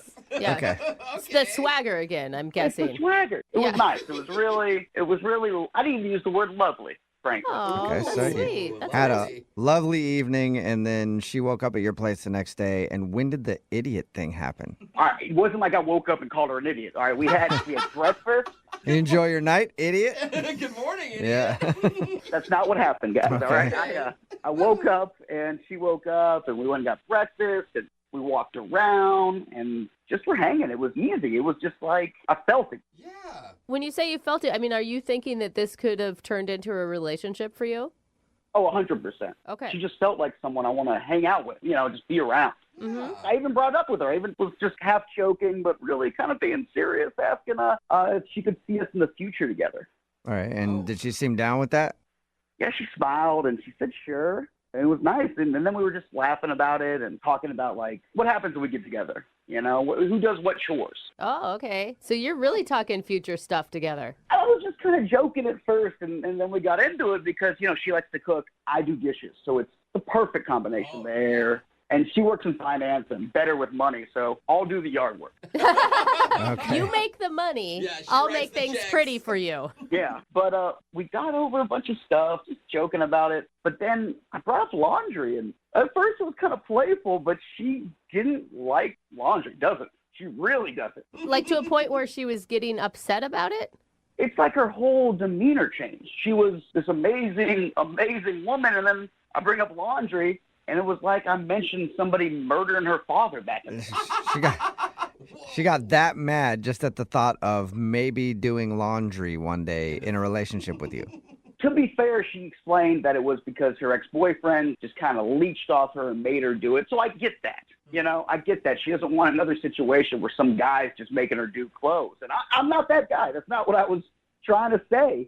It just kind of came out that way. And then as we were joking a little more about the laundry, I thought joking, she was getting serious. I was like, oh, you're just being an idiot. Oh, there it is. Yeah, then So that's when you called your date an idiot, and probably the reason she's not calling you back. I wasn't trying to call her a real idiot.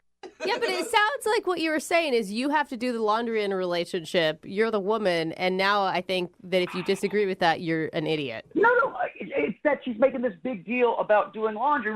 It's our first time hanging out. We met the night before, and we're just talking about small things. And I called her an idiot because she's making a big deal about something that's not a big deal. It's laundry. Yeah, and now she's making a big deal about getting called an idiot, probably.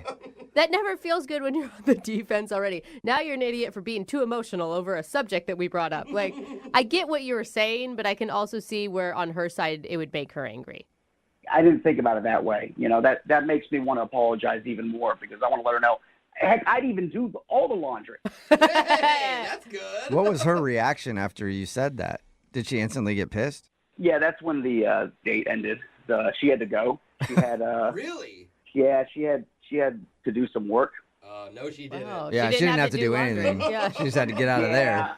I know, but I felt like I lost my charm at that point, so I couldn't really fight back. You guys hung out for almost 24 hours, it sounds like, and then suddenly you get into a fight over laundry that hasn't even happened.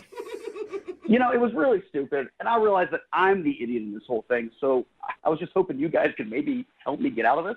All right, well, we can try. We'll play a song and then come back and call her and get your second date update, okay?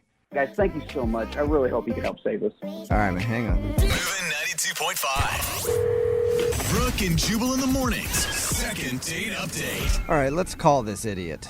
Oh, my Just gosh. joining us for today's second date update, Chris is on the phone, and the idiot that we're about to call, her name's Babette. Why am I calling her an idiot? Because Chris did on their date. Yeah. Apparently they met at a club. They had a really great night together. Chris actually said he enjoyed it and thought it was a wonderful evening. They spent the night together, and the next day they went to breakfast, and they were talking about stuff, even like discussing future plans if they were to actually get in a relationship. And at some point, they got on the topic of chores, and then laundry came up, and Chris called her an idiot, and now he hasn't heard from her since. Chris, are you about ready to get her on the phone? Yes, but let me make a couple things clear because I had to tell my side of the story fully, okay? First off, I should have called you guys sooner because it's been about 2 weeks. So, Oh, it's been a while. Okay. yeah, I thought maybe I'd hear from her. I texted her a couple times, but nothing. So that's why I finally gave in. And also, if I didn't make it clear, I'm pretty sure she's like my perfect match. Oh, that's really sweet. You like really dumb people then. I'm kidding. I'm kidding, Chris.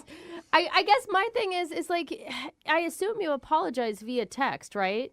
Oh, absolutely. I just don't know why she would hold such a grudge over this. Yes. You and me both. That's why I called you guys. Yeah, most people like it when you call them an idiot on the first date. You know? No, but if you apologize, usually it's something you should be able to get past. It may be a red flag that you guys can't. Yeah, I hope not. I'm really into her, guys. I'm really into her. All right, well, I'm going to dial her phone number right now and see if we can help make things better, okay? Here we go. All right, thank you.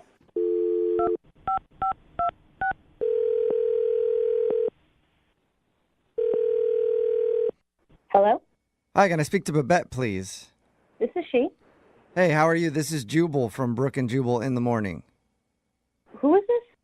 Jubal from Brooke and Jubal in the Morning. It's a radio show. Okay. How are you doing? I'm good. What is this about?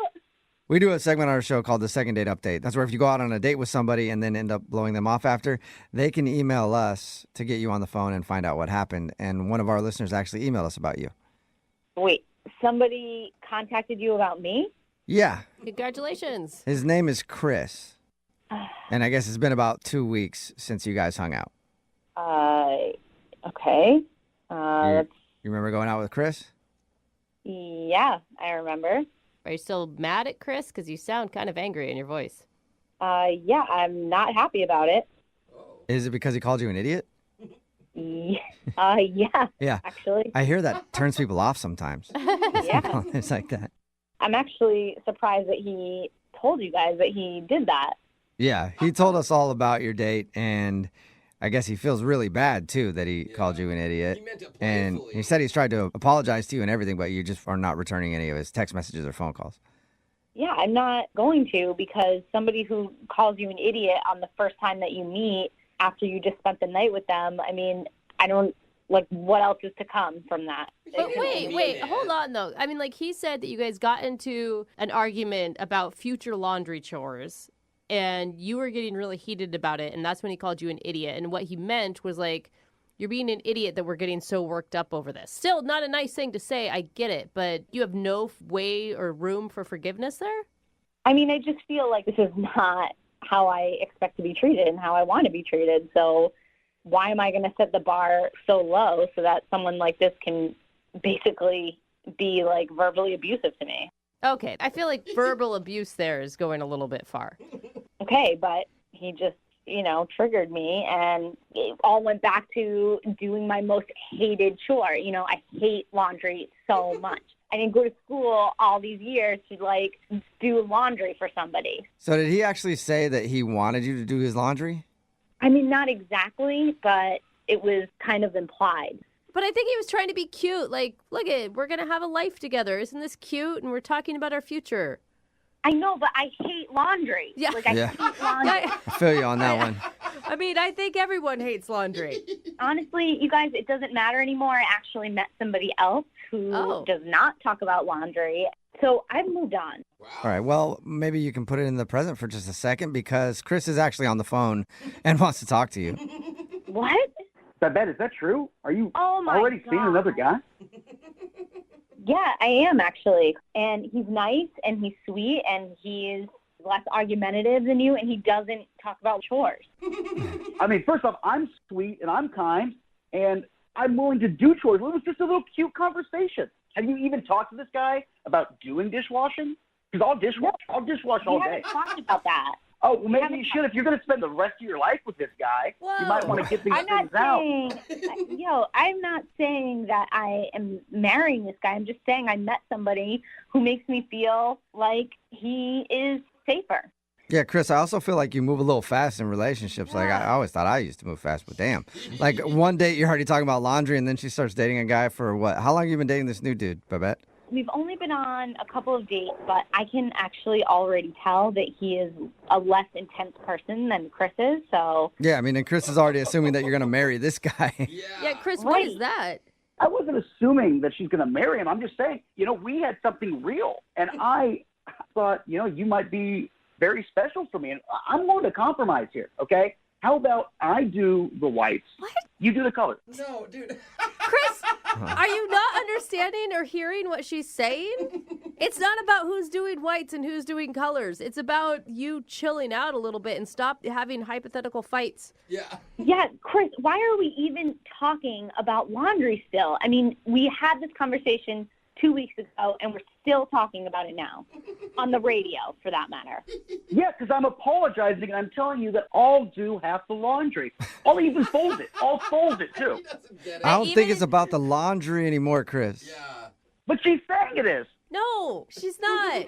She's saying that that's what sparked the red flags that came up for her, that you're too much. And I'm willing to pick up those red flags and wash them. Like I'm saying. Oh, my God. Don't mix them with the white ones. So you got a pink flag, and then everything's all messed up. Yeah, then you're sending some weird signals. He is funny. I'll give him that. He is funny. I'm not trying to be funny, okay? I'm trying to be very serious about something that felt so right and so real that's getting ruined by a stupid little argument. I'm willing to do what it takes.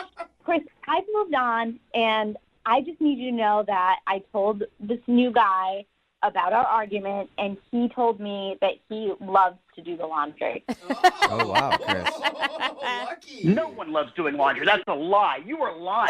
That's a lie. Now I'm a liar. I don't mean it in a mean way, but you're lying. I'm just saying. Like, he's a liar, you're a liar. I can now see why things unraveled so quickly on your date, Babette. I don't know what else to say at this point. You know what you could say, Babette? You could say that you go on another date with Chris. We'll pay for it. Would you like to go out with Chris again? Even if he were to do my laundry for me, I would still not go out on another date with him. Okay. You know what? You are an idiot. Stand by it.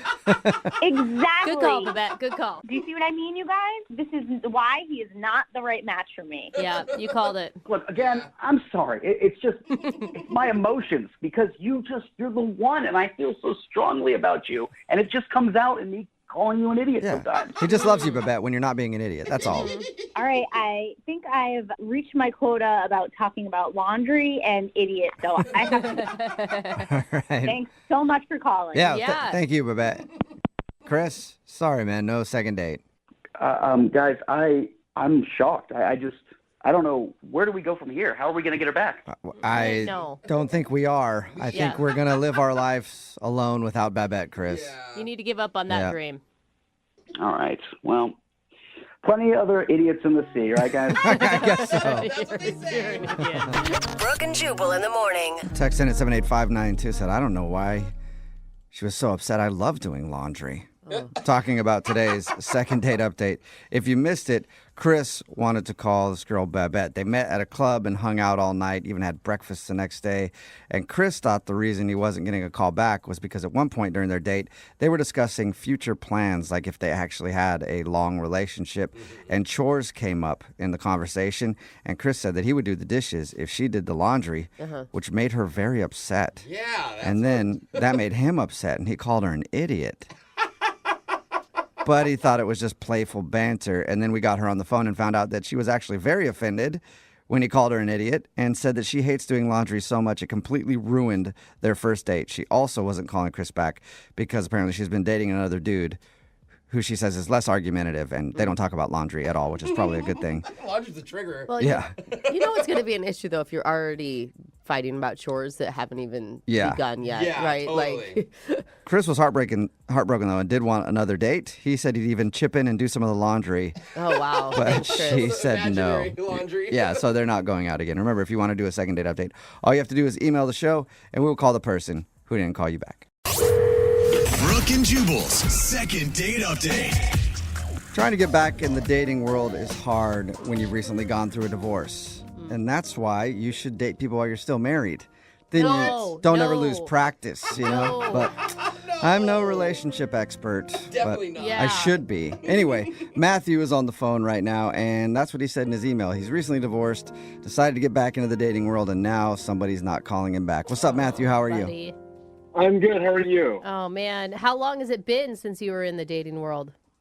Well, I was married for 5 years, and then I got divorced, and I didn't date again for at least 2 years. Oh, dang. Okay, wow. Okay. It's a long time. It's been a minute. Yeah. So the girl you want to call today, what's her name? Her name is Charlotte. Charlotte, all right. And how did you meet Charlotte? Online. Okay. And is this the first time you've ever done online dating? It was the first time I've done any dating. In a long time. All right. Okay, so Charlotte is your first foray, what's the word there? I don't know. Foray, I First, think. yeah. Soiree? I don't know. Soiree? I don't Some know. sort of A. Yeah. It's his first date. The first date since you've been divorced. Yes, that's correct. Okay, and how did things go with Charlotte? I think it went really well. We met for coffee, and I thought it went really well. And she made me laugh a lot. She's very funny and very smart and very nice and very pretty. Okay, Wow. okay. And how were you feeling? Were you nervous? I was at the beginning. I was really nervous because I hadn't been on a date in a really long time. And I was engaged for a long time. I was married for 5 years. And I just didn't think I knew how to do this. And she made me really relaxed. I don't know. She made it really easy. So is all you guys did was coffee, or did you do something else? Oh, no, we just had coffee. And then I did invite her to a Halloween party a friend of mine was having at their house. Okay, and did she go to the party with you? I don't know. That's You don't know if she would? That might be. Okay, so yeah, here's the tip since you're getting back into dating. Know if the person is there. Yeah. Let's start with that and then baby step it the rest of the way. What do you mean you don't know? It was a costume party. So I never asked her what costume she was going to wear. Wait, you just had her meet you at a friend's house in full costume? Yeah, I know. We should have set a clear place to meet and a time to meet. And, I should have said to meet me at the front of the house. And it just, I didn't think about it. Yeah. So... And the cell phone reception was really bad. And I couldn't get a hold of her. And everyone was wearing masks. So I couldn't tell who was who. And... So you're just walking around the party trying, how did you even try to find her? Everyone I ran into, I just kept asking them, would you please... I explain, I'm trying to find the date here. I just don't know what she's wearing. Would you please take off your mask? And after about 40 times, it took forever, and it was really bad. Yeah, that sounds terrible. So wait, what do you think? Do you think she didn't go, or do you think that you just missed her? I don't know. I spent the whole night looking for her, and she either left really annoyed with me, which I would totally understand, or, God forbid, she left with someone else. Yeah. Man, did you try to get a hold of her after? I'm assuming you did. I did, and she hasn't answered. First of all, even if it doesn't go anywhere, I just want to apologize because I feel like I invited her to a friend's house. She didn't know anyone, and it's just not a nice thing to do, and I feel pretty terrible about that. Right, because she's either not responding to you because she wants nothing to do with you because she didn't like you, or because she's mad at you because she felt she got ditched at the party. Yeah, I felt like a complete idiot, and I spent pretty much the whole night alone talking to people in weird masks. And sounds fun to me. Yeah, and frankly, I was trying to avoid conversations with people. It was just a weird thing to be able to go, can I see your mask? And say, no, next. I couldn't do that. I forgot to ask you, what did you dress up as for Halloween? Were you also wearing a mask? I was like a scary dude. I had like a mask. Oh, scary dude. That's a popular one. Yeah, I had like a mask, and I had this kind of torn jacket, and bloody pants kind of stuff. And definitely sounds like a scary dude. But she wouldn't have been able to recognize you either from the sounds of it. Well, I had my mask off for the rest of the evening because I was trying to find her, but I don't know. I had makeup on as well on my eyes. Oh, yeah. Okay. I just want to at least say I'm sorry. Yeah. Well, we'll play a song and then come back and get your second date update, okay? Okay. All right, Thank you. Hang on. Moving 92.5. Brooke and Jubal in the mornings. Second date update. Right in the middle of a second date update, and if you're just joining us, Matthew is on the phone, and he wants to call a girl named Charlotte. They actually hung out for coffee, but really the date was supposed to be when they met up at a Halloween party.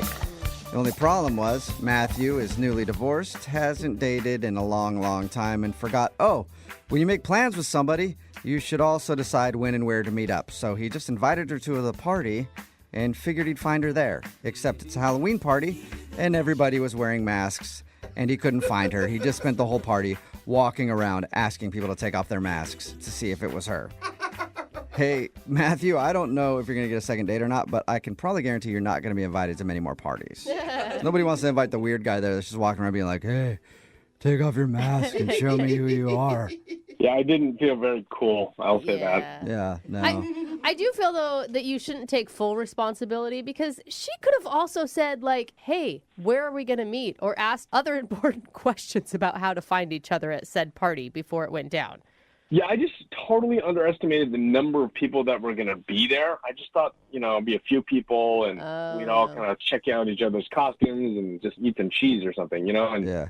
Halloween party. Every good Halloween party has people sitting around eating cheese in small numbers. All right. Well, I'm going to dial her phone number right now and see if we can figure out why she's not calling you back, okay?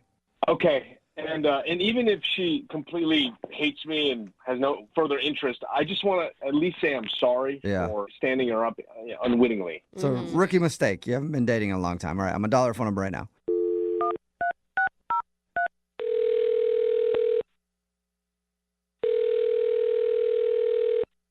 Hello. Hi, may I speak to Charlotte, please? This is Charlotte. Hey, Charlotte, how are you? This is Jubal from the radio show Brooke and Jubal in the Morning. Who? Jubal from Brooke and Jubal in the Morning. It's a radio show. I'm sorry, I've never heard of you. Oh, well, I've heard of you, if that means anything. Gosh, that came up so creepy. Yeah, it did. It's true. What? It's true, Charlotte. We've all heard of you, though. Yeah. How would you hear of me? Well, because we do a segment on our show. It's called the Second Date Updates, where if you go out on a date with somebody and don't call them back after, they can email us to get you on the phone and find out what happened. And we got an email about you from a dude named Matthew.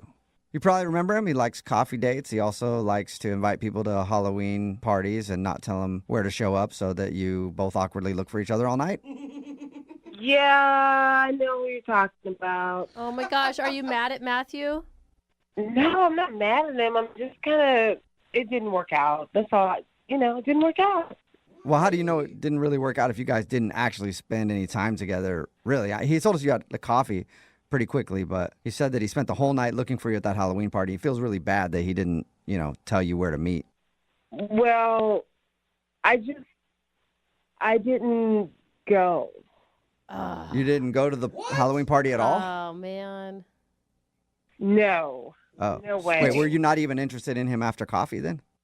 No, he was nice at first. But then I don't know.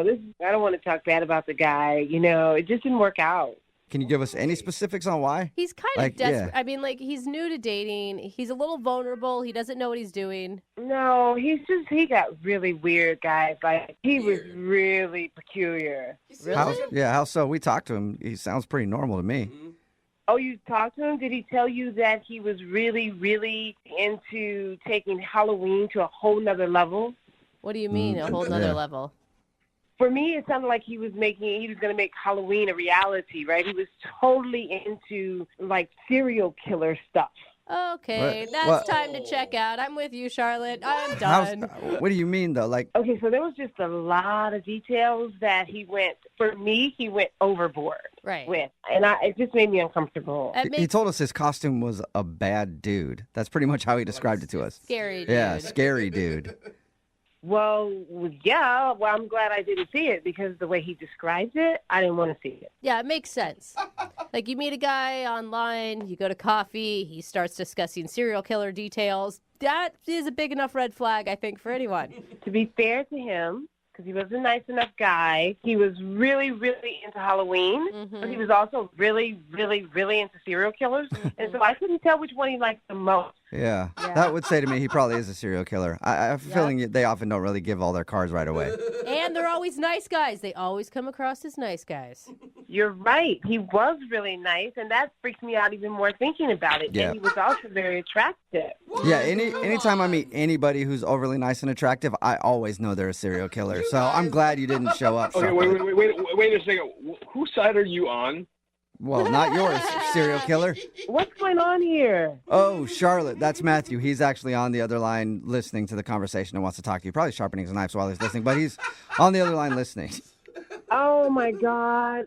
I'm not sharpening my knives. Okay. I'm not. Anyway, Charlotte, I have been on the phone, and I've been listening to this entire conversation, and I can assure you that I am not a creepy, crazy serial killer. It's Halloween. Yeah, but that's not the first thing you say on a date with someone you've never met before. You've got a shiny plastic knife. Did you hear what you just said? Because you just referenced a plastic knife. Now that's steel knife, a plastic knife. Well, it's hard to know when you're saying something that's real and something that's fake when you meet someone and they're talking about serial killing. Yeah. I mean, Matthew, you've got to hear what she's saying. If you want to be a single dude that's getting ladies, you dress up like Thor or Superman or something, not as someone who may kill you and stuff you in a trunk. I'm going to admit, I did a lot of extensive research, and I did pay attention to the details of this. But I only did it because I wanted to be really authentic, because I think costumes often fall flat when you don't really pay attention to the details and let your character become very generic. you know? So I had things like extra large shoes that had actually no pattern on the sole. Like, I thought of things like that. You went that far. That's the fun of it, you know? No one cares, but it's just fun to do it, to fantasize. Why do you need to go that far to play a serial killer? You're playing. It's Halloween. You're right. It's only Halloween, but it only happens once a year, and you only have one shot to get it right. And I've been married and divorced, and you know I haven't had a party in a really long time, and I just want to have fun. I just want to go crazy. I'm tired of See what he just said? He wants to go crazy, and he's divorced, and he might have issues with the fact that him and his wife split up. I mean, come on, I'm not walking into that. I will say, Matthew, I'm questioning whether or not your wife is still alive. Can we contact her? No, please. She's alive, unfortunately. Yeah, if he was a real serial killer, she might not be around anymore. See what I mean? I was kidding. It's a joke. I'm just trying to say that I wanted to do it right on Halloween, and that's why I spent all this time to be as close to authentic serial killer as I could be. Yeah, but think about it. I'm on a first date with you, and you're going on and on about how serial killers get away with their crimes, how they wear latex gloves and shoes where you can't get the prints, and it just sounded like you knew way too much about serial killers. Yeah. Charlotte, that's absolutely correct, but that's because I prepared. Prepared to do what? It's Halloween. Serial killers don't really have a look, you know. That's the point. That's not necessarily true. I have done a lot of research on them. He knows exactly what they look like, what they talk like, everything. Oh my gosh. Regardless, it's just Halloween. It was one night. I'm really glad, actually, you didn't try and go to this party and I got stood up by me because I didn't tell you where we should meet. So that being said, I would love to pick up where we left off. Yeah, see, Charlotte, Matthew doesn't want to kill you. He wants to date you. So would you go on a second date with Matthew? We'll pay for it. I have to follow my instincts, guys, and I just don't feel good about it. You know what? I'm going to be honest with you. I'm with you. I want to like him. I do. And I want to, give him the benefit of the doubt. But there's still a small chance that he could be a serial killer. And that's still a chance. No. Are you starting to get angry, Matthew? I'm sensing some anger. Please, no, I swear. I'm a good person. Charlotte, are you sure? It sounds like Matthew just got really wrapped up in his costume. Yeah. Well, he can email me and I'll think about it, but I don't feel good about it, so probably not. Okay, be careful. Those serial killers, they're persuasive. I don't even know what to say about that because everything I say you use against me. I mean, that Matthew is probably what your lawyer will say too, so don't say too much. Brooke and Jubal in the morning. Text in at 78592 says, I love serial killers. Can I get that dude's number? What? Brooke and Jubal in the morning. Who are you? Talking about the second date update. Matthew wanted to call this girl named Charlotte. They were supposed to go to a Halloween party together. And Charlotte wasn't calling Matthew back because he did way too much research on his serial killer Halloween costume. And she thought that he was just really obsessed with serial killers and way too into it. Yeah. And Matthew said it's his first Halloween since his divorce, and he just wanted to do his costume right. Well, just because you're wearing a costume doesn't mean you have to be in character. No. Yeah, and here's the thing. She ends up missing someday, and everyone's going to be like, oh, what a stupid girl. Why'd she go out with somebody that was obsessed with serial killers? She should have right? known. Yeah, should have known. What was she thinking? Didn't want to go out with him again, so no second date. Remember, if you want to do a second date update, all you have to do is email the show, and we will call the person who didn't call you back. Brooke and Jubal's second date update. There are a lot of dating websites out there. Match, Plenty of Fish, singlebeagles.com. Oh, wow. It's a dating website for beagles. Okay. But nobody can beat good old-fashioned mom setting you up on a date. Oh, Mom is the my original. God. Mom is the original dating website. Why is there a website where mothers can match their kids up? There should be mommatch.com I or think something you like just that. stumbled upon $1 million idea. Okay. Everybody forget I said that. Yeah, except nobody wants to sign up for that except for moms. Yeah, that's true. Well, Eugene is on the phone right now, and apparently he got set up on a date by his mom. What's up, Eugene? Hey, what's going on? Oh, my Not gosh. much. Does your mom actually have good taste for you? Yeah, she's great. She sets me up all the time. What? I've never heard of the good taste part. And how is your mom meeting so many women your age?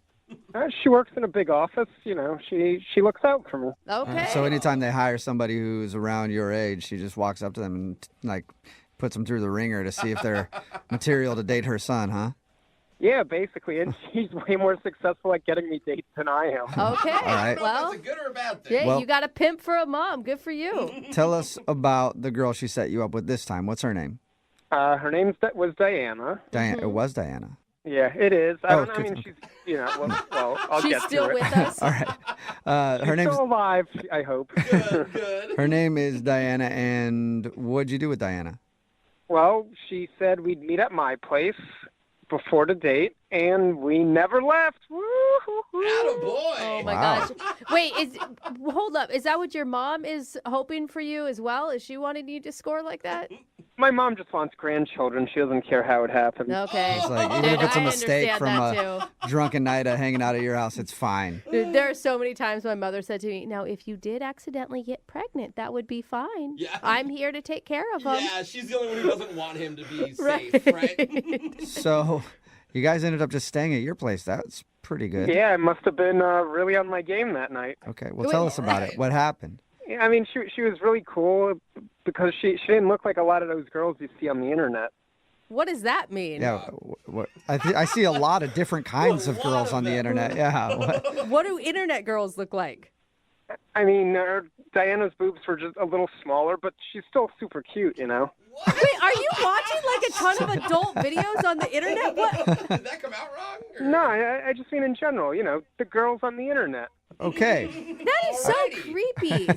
So she looked a little different than the other girls that you see all the time on the internet. And her only descriptor is the size of her boobs so far. Well, we know what kind of stuff you're looking at on the internet. That's all. What else did you like about her? She was just easy to talk to, and, you know, the weather was bad that night, so we kind of stayed in and did a lot of fun stuff together. Like what? We looked at some old photo albums, then we ordered Chinese food, played some Yahtzee. It was fun. Did she think it was fun? Because if she's flipping through your baby books, chances are pretty good she was not having a great time with that. She seemed to be laughing. I don't know. She seemed pretty good. I mean, it seemed like things were going pretty well because then after a little while, I made my move. I waited till she went to the bathroom, and then I put something risque on the TV. I don't want to know. That's your move? And that worked? And what? Yeah. No. So she came out of the bathroom and there's a porn playing in your living room?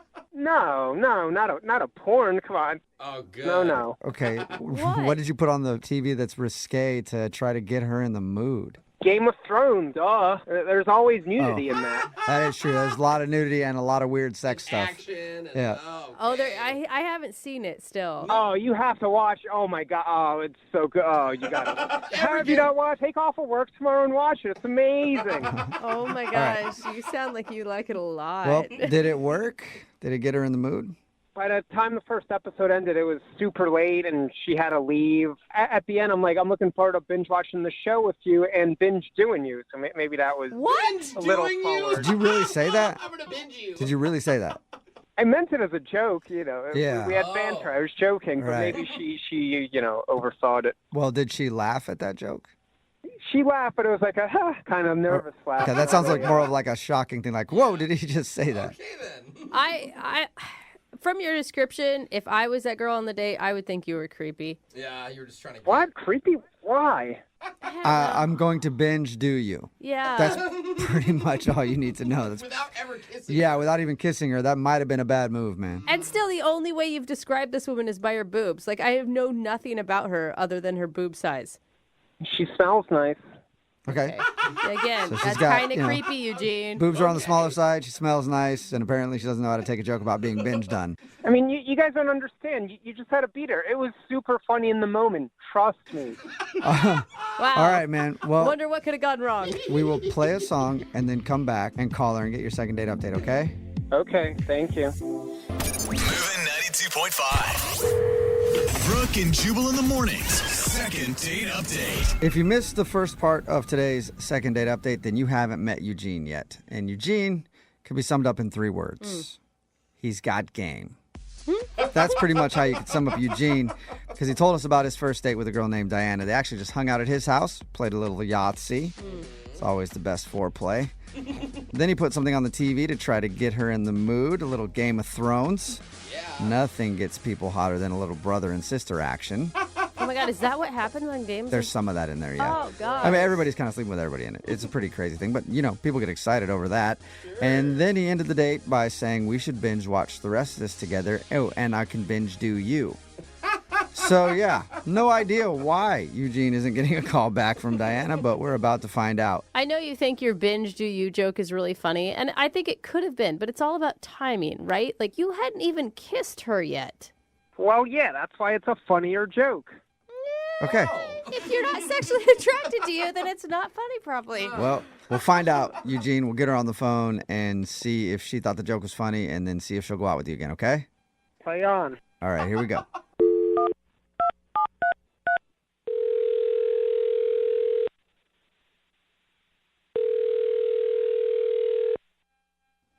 Hello? Hi, may I speak to Diana, please? This is Diana. Who's it? Hey, what's up, Diana? How are you? This is Jubal from Brooke and Jubal in the morning. Wait, are you serious? Yeah. Hey, Diana. You actually familiar with the show? Yeah, I love you guys. Oh, nice. Okay. Thanks. A lot of times awesome. we call for second date updates and people have no idea who we are, so that's refreshing. Oh, wait. So you're calling about second date update? Yes, Uh-huh. we are. Okay. Who is it? Is it about Dylan? Dylan? Yeah, Dylan. I went out with him a couple days ago. Was he asking about me? Not asking us about you, because no, it's not about Dylan. Oh, God. Anybody else you can think of who might want to do a second date update with you? Is it Eugene? Yes, sir. Oh, God. It's Eugene. That wasn't as excited as you were about Dylan. Yeah. Yeah. So Eugene's calling about me, okay? Yep. Eugene told us all about your date, and he said he really liked you, but now you're not getting back to him. So is there a specific reason? Well, I mean, so he did tell you what happened. Like, he told you what he did and everything. Yeah, I'll tell you what he told us. He said that you came over there. I guess the weather wasn't that great, so you guys decided to just hang out at his house, played some Yahtzee, watched some Game of Thrones. Oh, flip through photo albums. Can't forget that highlight photo from the albums. date. And then I guess at the end of your date, he made a joke that he told us, and we told him didn't sound like it was that funny, but he said you should come back and binge watch Game of Thrones, and also he's going to binge do you. Wow, I'm honestly really surprised that he just told you all that. So embarrassing. Pretty honest guy, I guess. You're surprised because he should be embarrassed, right? I mean, yeah, he should be embarrassed, but apparently he's not. He thought it was a funny joke. Did you not think it was funny? No. Yeah. Did you guys think it was funny? I will say, I think that he meant it in a lighthearted way, but I also told him he was creepy for it. Yeah, that's not the only reason why it was creepy. Oh, There's more creep. There's more creep to Eugene. Oh, yeah. I Thought mean, we'd heard it all. Yeah. All right. Well, that's all he told us. So Could you- what is he missing? Well, did he tell you what happened during Yahtzee? No. Did he try to get you to play strip Yahtzee or something? Yeah, no. Thank God. Okay. So in the middle of Yahtzee, we were playing a good old round of Yahtzee, and then he was like, hold on, and he takes out a camera and goes over to the window and starts videotaping the neighbor's yard across the street. What? Okay. Why? What did he explain? I mean, I wanted to ask, but I decided I didn't even want to know. Oh. Honestly, this was just a favor to his mom. I work with her. I'm sure he told you that. Yeah. He said that his mom set you guys up. Yeah, and I like her, and we work together. We see each other every day. But once I got there, I was like, wow, this guy's a little unstable, and I felt weird being there, and I was just sort of trying to plan how I was going to get out of there. Okay, but let's get back to the video camera thing. What was he? So he videotapes his neighbor's yard? I mean, I don't even know. I didn't even ask. That's all I know is that he was videotaping his neighbors. Weird. I don't know. Yeah. Okay. Yeah, But after that, you stayed for a full episode of Game of Thrones? I don't know. I just kind of figured I would wait out the episode and get out after that. All right, well, Diana, if you've listened to these second date updates before, then you should know that Eugene is on the other line and wants to talk to you. Oh, you guys, I totally forgot you do that. Oh, no. Yep. Eugene. Hey. No, there's Eugene. Yeah. Hi. Eugene, why are you videotaping your neighbors? Oh, it's not what you think. It's a total misunderstanding. Eugene, it sounds creepy, like all the other creepy things you did. No. Here's what I was doing. I'm close friends with the neighbors, and a little while back, I realized my neighbors, they don't take enough videos of their kids. So I'm putting together a video collage of their kids for them for their upcoming anniversary. What? Oh my No. Dude, You're Eugene, that watching is... Yeah. Whenever I see the kids playing in the yard, I take out the camera, record it. I'm going to put a soundtrack to it. The neighbors know. They're cool about it. The neighbors know. It's total misunderstanding.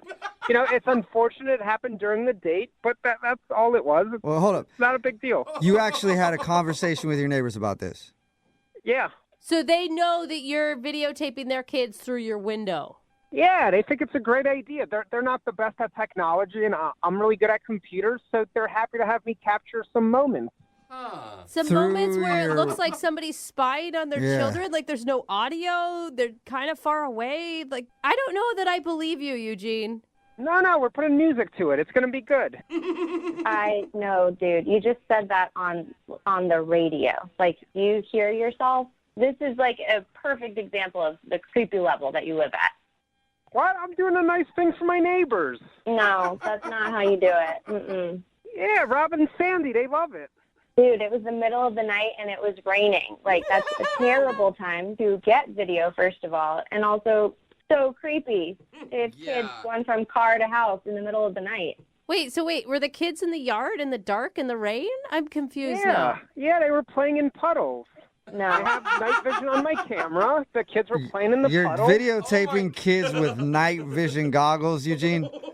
Yeah, friendship never sleeps. I think you guys are misunderstanding what I'm saying. Yeah, I think other things never sleep. Eugene, Are you on the list? literally have proof that the neighbors are cool with this. Yeah, I talked to them. I feel like we need to call the neighbors. Like, I feel like on this one we need to Yeah, I step think we in. feel like we need to call a lot of people. Yeah. Go ahead, call them. Sandy loves me. Okay. Wow. I mean, okay, the video camera aside, let's just bring it back to the date. It just wasn't working for me, like on every level, every step of the way. So, you don't want to continue Game of Thrones?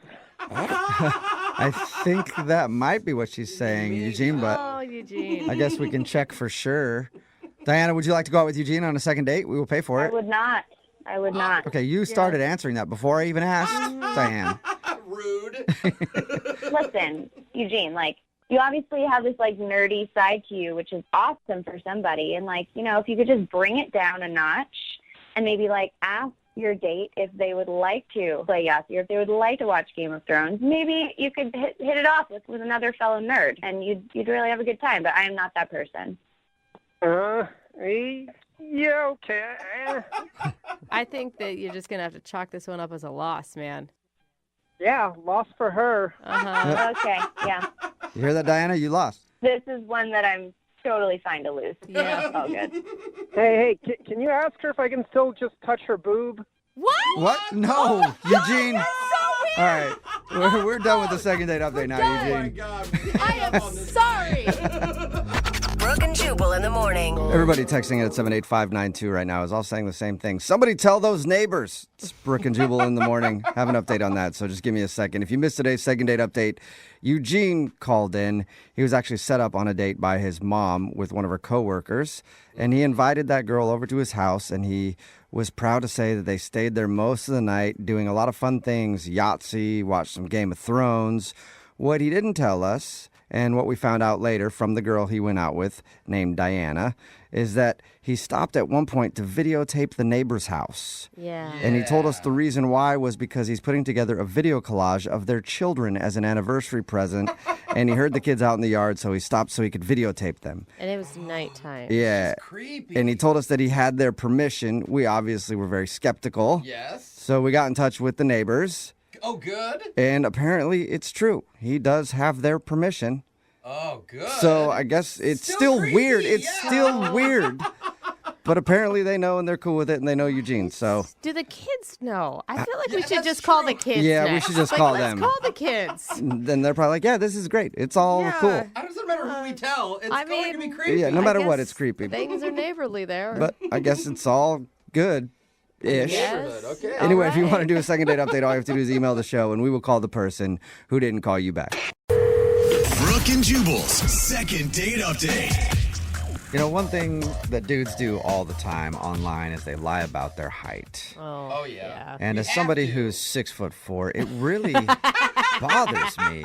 You know, it's like nobody ever believes you when you say things like that. I wonder why. And Nathalie, who's on the phone for a second date update today, I guess she runs into that problem a lot. What's up, Nathalie? How are you?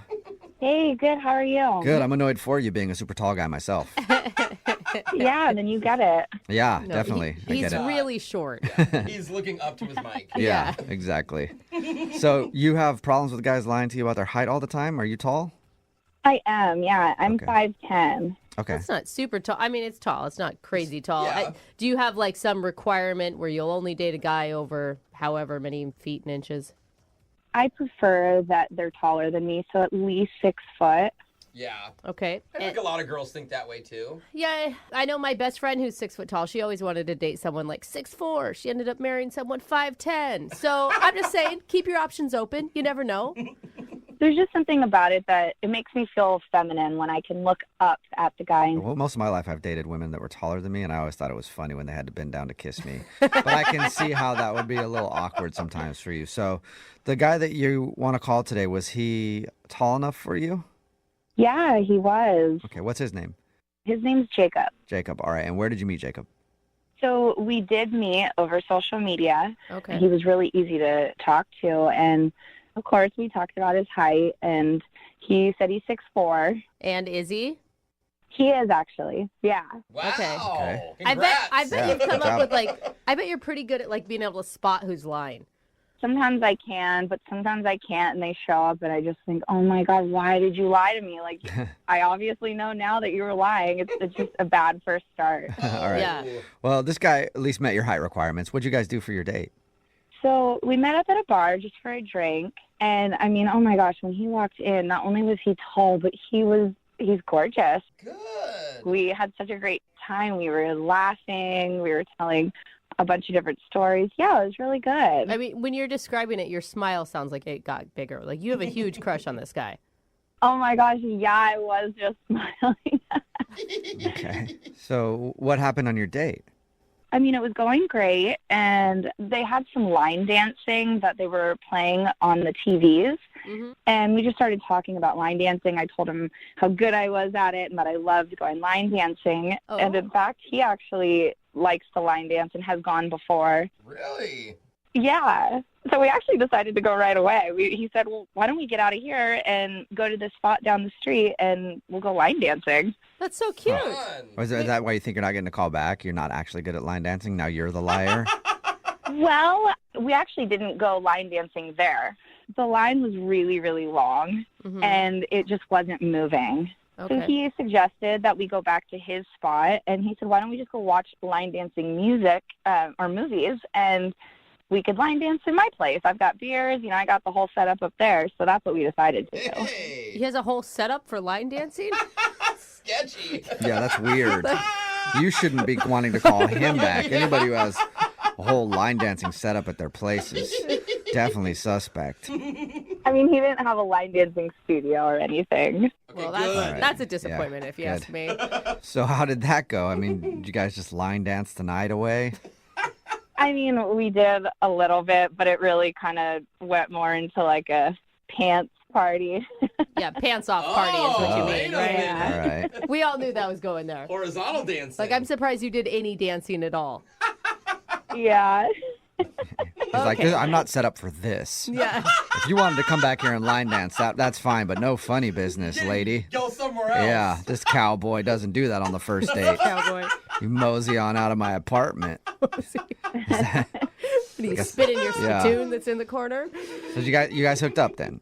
We did, yeah. I mean, we didn't go all the way. That's not usually something that I do on the first date. But, things got fun, and we had a good time, and I did stay the night. Oh, you did? I did, yeah. What was it like in the morning? Wonderful. I had to get up in the morning pretty early, so I kind of scooted out, but he made sure to get up and walk me to the door, and everything seemed fine. So I was really excited to, talk and go on another date. Okay, so everything was good. You can't think of anything that went wrong?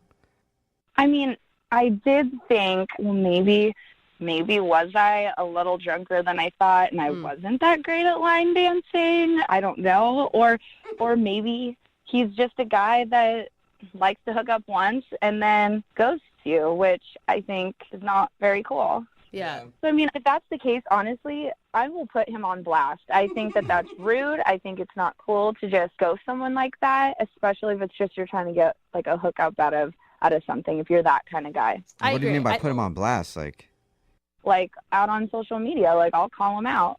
Okay. You're like gonna Yelp review him or something. If I could, I'll do that too. Yeah. All right. Well, we'll play a song and then come back and find out if something did go wrong with your second date update right after this, all right? Okay, cool. Thank you. All right, hang on. Moving 92.5. Brooke and Jubal in the mornings. Second date update. Well, howdy, partners and partnerettes. Cow folks and cows folks. looking to get poked. No. Whoa, okay. I don't know. I'm not very good at country stuff. But anyway, Nathalie is on the phone for a second date update today, and she wants to call this dude named Jacob. They went line dancing because they're both big fans of line dancing, I guess, and they actually weren't able to get into the place they wanted to go to. So they ended up going back to his place because he said, I'll throw on some country music videos and we can line dance together in my apartment. And then that turned into the pants dance, which actually should probably be the no pants dance. Anyway, they messed around a little bit. They didn't hook up all the way, but now he's not calling her back, and she's trying to figure out why. Okay, Nathalie, are you ready to give Jacob a call? Yeah, I am. I just want to figure this out. I want to know if it was something I did because I want to correct it. It's really hard to find tall guys. Yeah. She's so desperate. She's like, I don't even care what his personality was like. But you really liked this guy, and it does seem from your description pretty baffling as to why he's not giving you a call back. Yeah, I have no idea. Okay, well, I'm going to dial his phone right now and see if we can get him on the phone if he's not doing ranching around. Ranching? You know how they do it, the cowboys with their lassos and whatnot. Uh-huh. So if he's doing that, then he's probably busy, but if not, then we'll get him on the phone, okay? Okay. All right, here we go.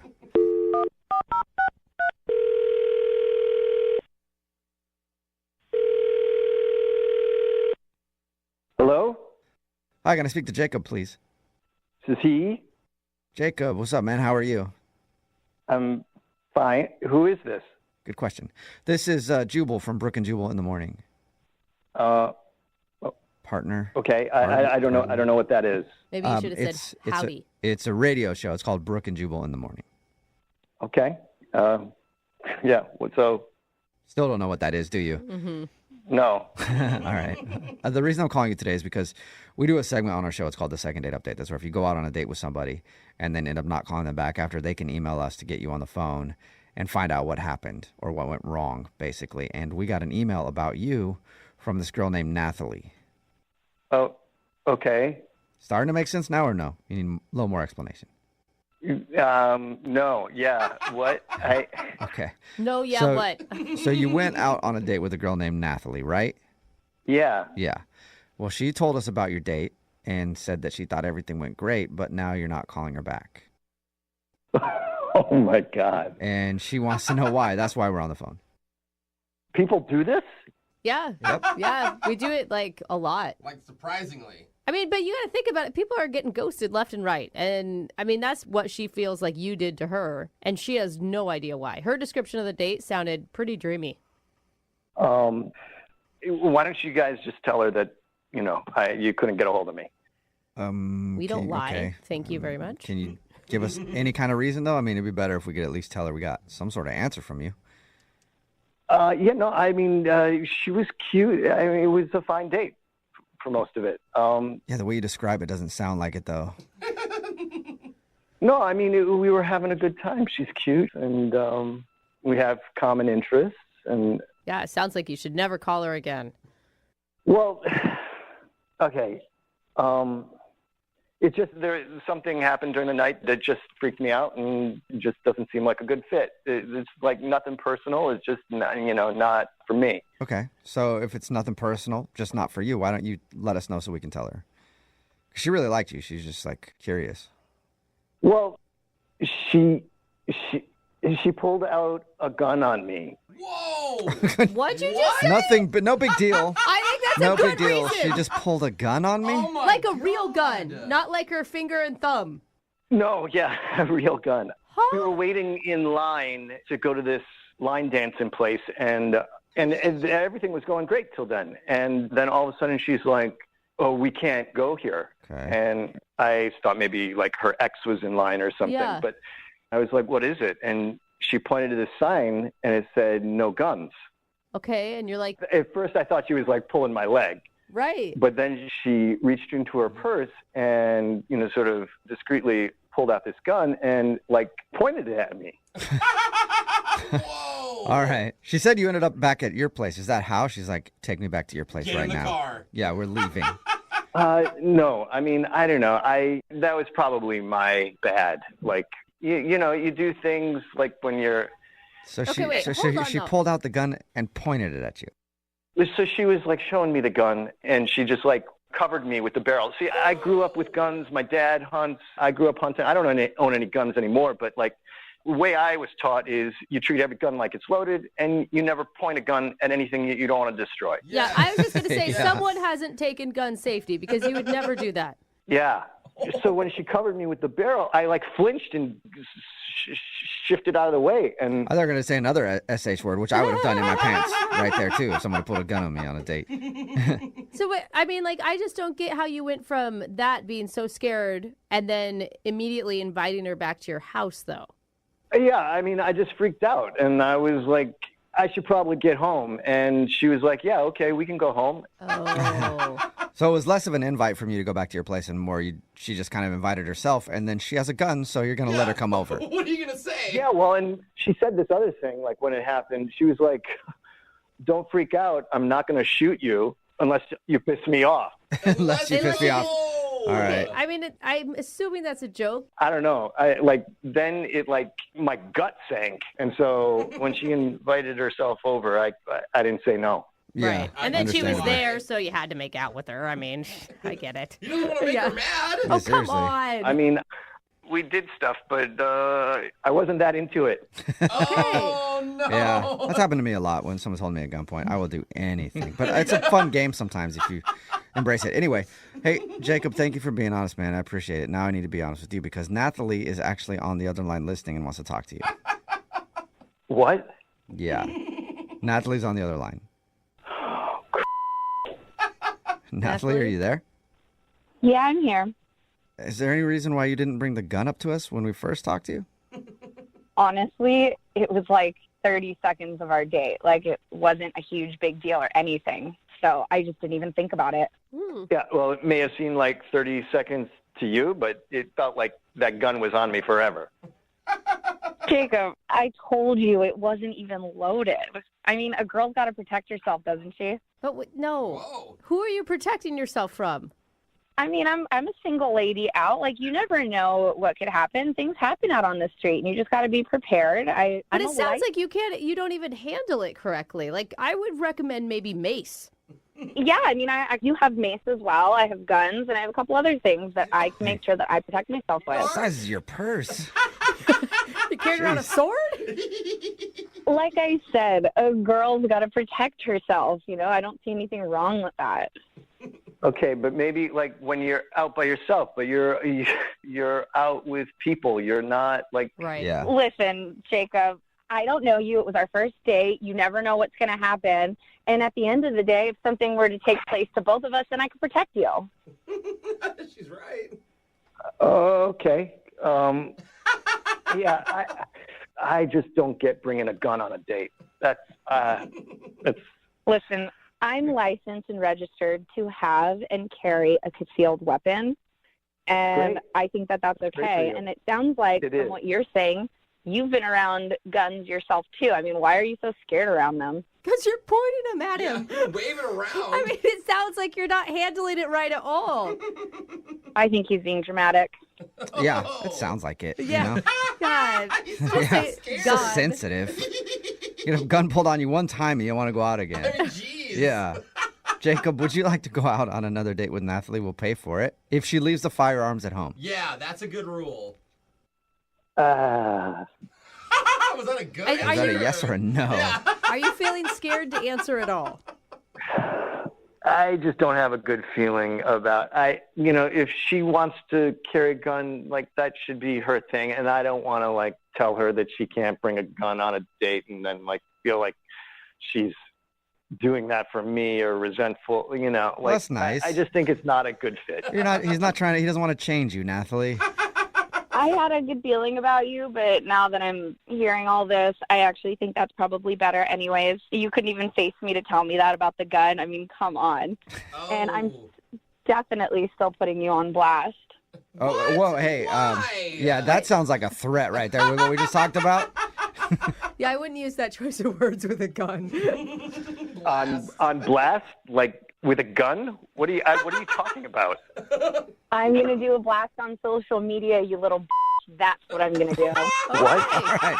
A little aggressive there, Nathalie. No second date, but Nathalie, at least you know why. And Jacob, hopefully you find a girl that is a little more your speed. Yeah.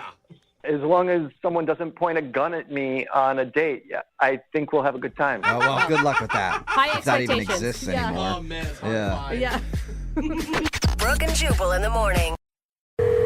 Brooke and Jubal in the mornings. Second date update.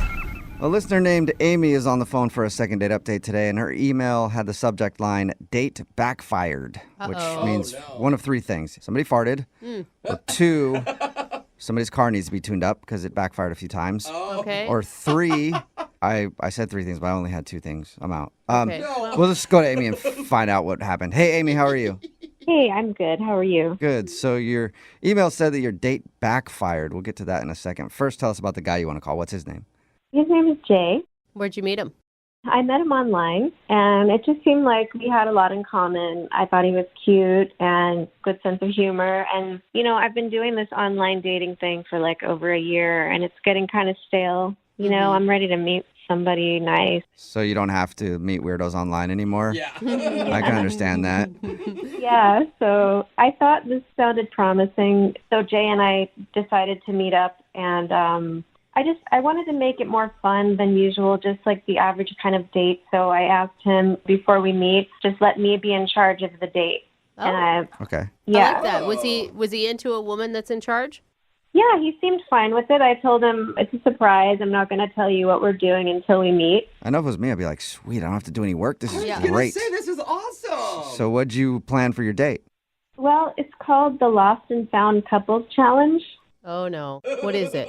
Well, I thought it would be really fun. We met at a park, and what you do is you turn your backs to each other, and then you each walk away for 15 minutes, and then you turn around and walk back, and then you tell each other everything that you saw on your walk. Like you go have a drink or coffee, and then... So you just go on a 15-minute walk and then come back and tell your date about it?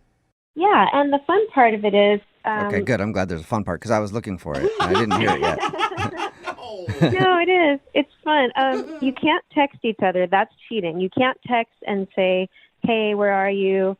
You just have to find each other. So, you take a little different path and then you come back and meet up and find each other. That's the way it's supposed to work. It sounds like it's something that like couples should do that have been together for a long time and need something new to talk about and can actually... I don't know. I think it's more like a get-to-know-you kind of thing. I mean, I thought it was a really fun idea. Yeah, and I was like, you planning it took the work away from him, and then you gave him a whole bunch more work on the date. Well, at least it's unique, though. It is unique. Did he seem to like it? No. All right. Hence the backfire. Oh, all right. Oh, that's the What happened? Well, what happened was that I couldn't find him. After the 15 minutes. I couldn't find him. We were supposed to meet up like in the general vicinity, and I just couldn't find him anywhere, so I started getting worried. But, I didn't want to ruin the game by texting him, so I gave him a little extra time. But then I really had to text him because I just couldn't find him. Right? Oh. So did you find him finally? Was he lost and scared somewhere? Well, no.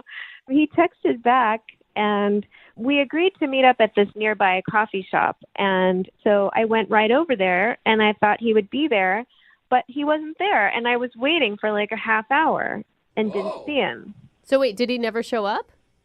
That's right. He wasn't there. So I texted him again, and I was like, where are you? And he said, well, I'm here. And I said, no, you're not. I don't know if we went he went to a different place or what? Because he was like, no, you're not here. But I was at the place where we planned to meet.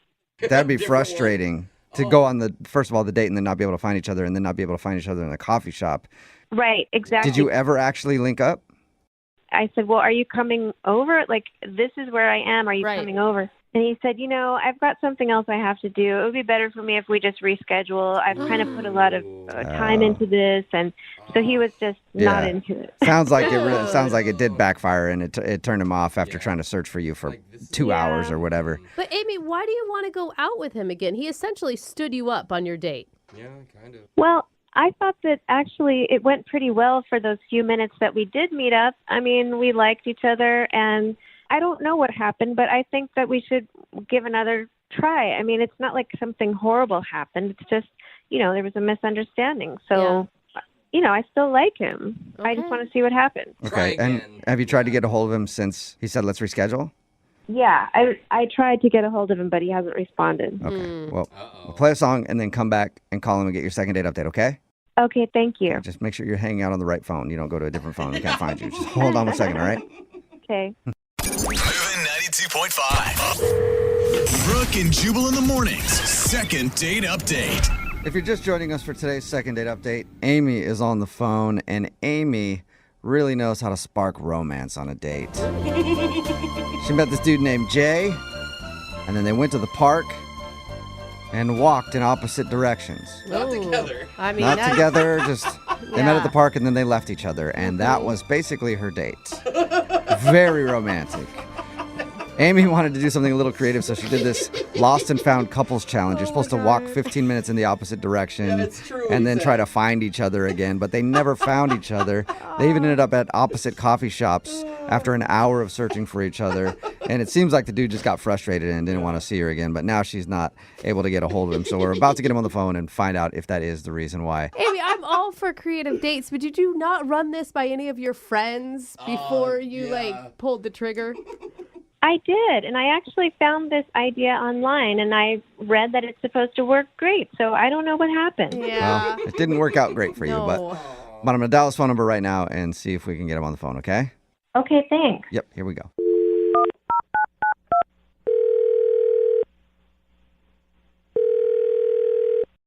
Hello? Hi, I was looking for Jay. Yeah? Hey, what's up, Jay? How are you? This is Jubal from the radio show Brooke and Jubal in the Morning. I'm sorry, what? This is Jubal from the radio show Brooke and Jubal in the Morning. Hi. Hey. Why are you calling me? It's a good question. I'm calling you because we got an email about you from one of our listeners. An email about me? Yes. I like this. I say something, you repeat it with a question mark. This is a fun game we're playing, Jay. Got an email about you from a girl named Amy that you went on a date with. Amy that I went on a date with? Yes. Yeah, and I got another one for you to repeat too, okay? Jubal is the coolest guy ever. You're not calling her back and she's wondering why. She contacted you because she's wondering why I'm not calling her back. That is exactly what happened. We do a segment on our show called the Second Date Update. Jay, I'll explain because you're obviously confused. And that's where if you go out on a date with somebody and then end up not calling them after, people can email us to get that person on the phone and ask what happened. So Amy emailed us because she's tried to hit you up to go out again and you won't respond to her. Oh. He's trying not to ask a question right now. Is there a reason why, Jay? I mean, I don't really feel like sharing with Amy what, like... That's good. You don't have to share it with Amy. You can share it with us. Well, I mean, you guys are probably going to wind up, like, telling her or something. And Screw her. No. Oh, my God.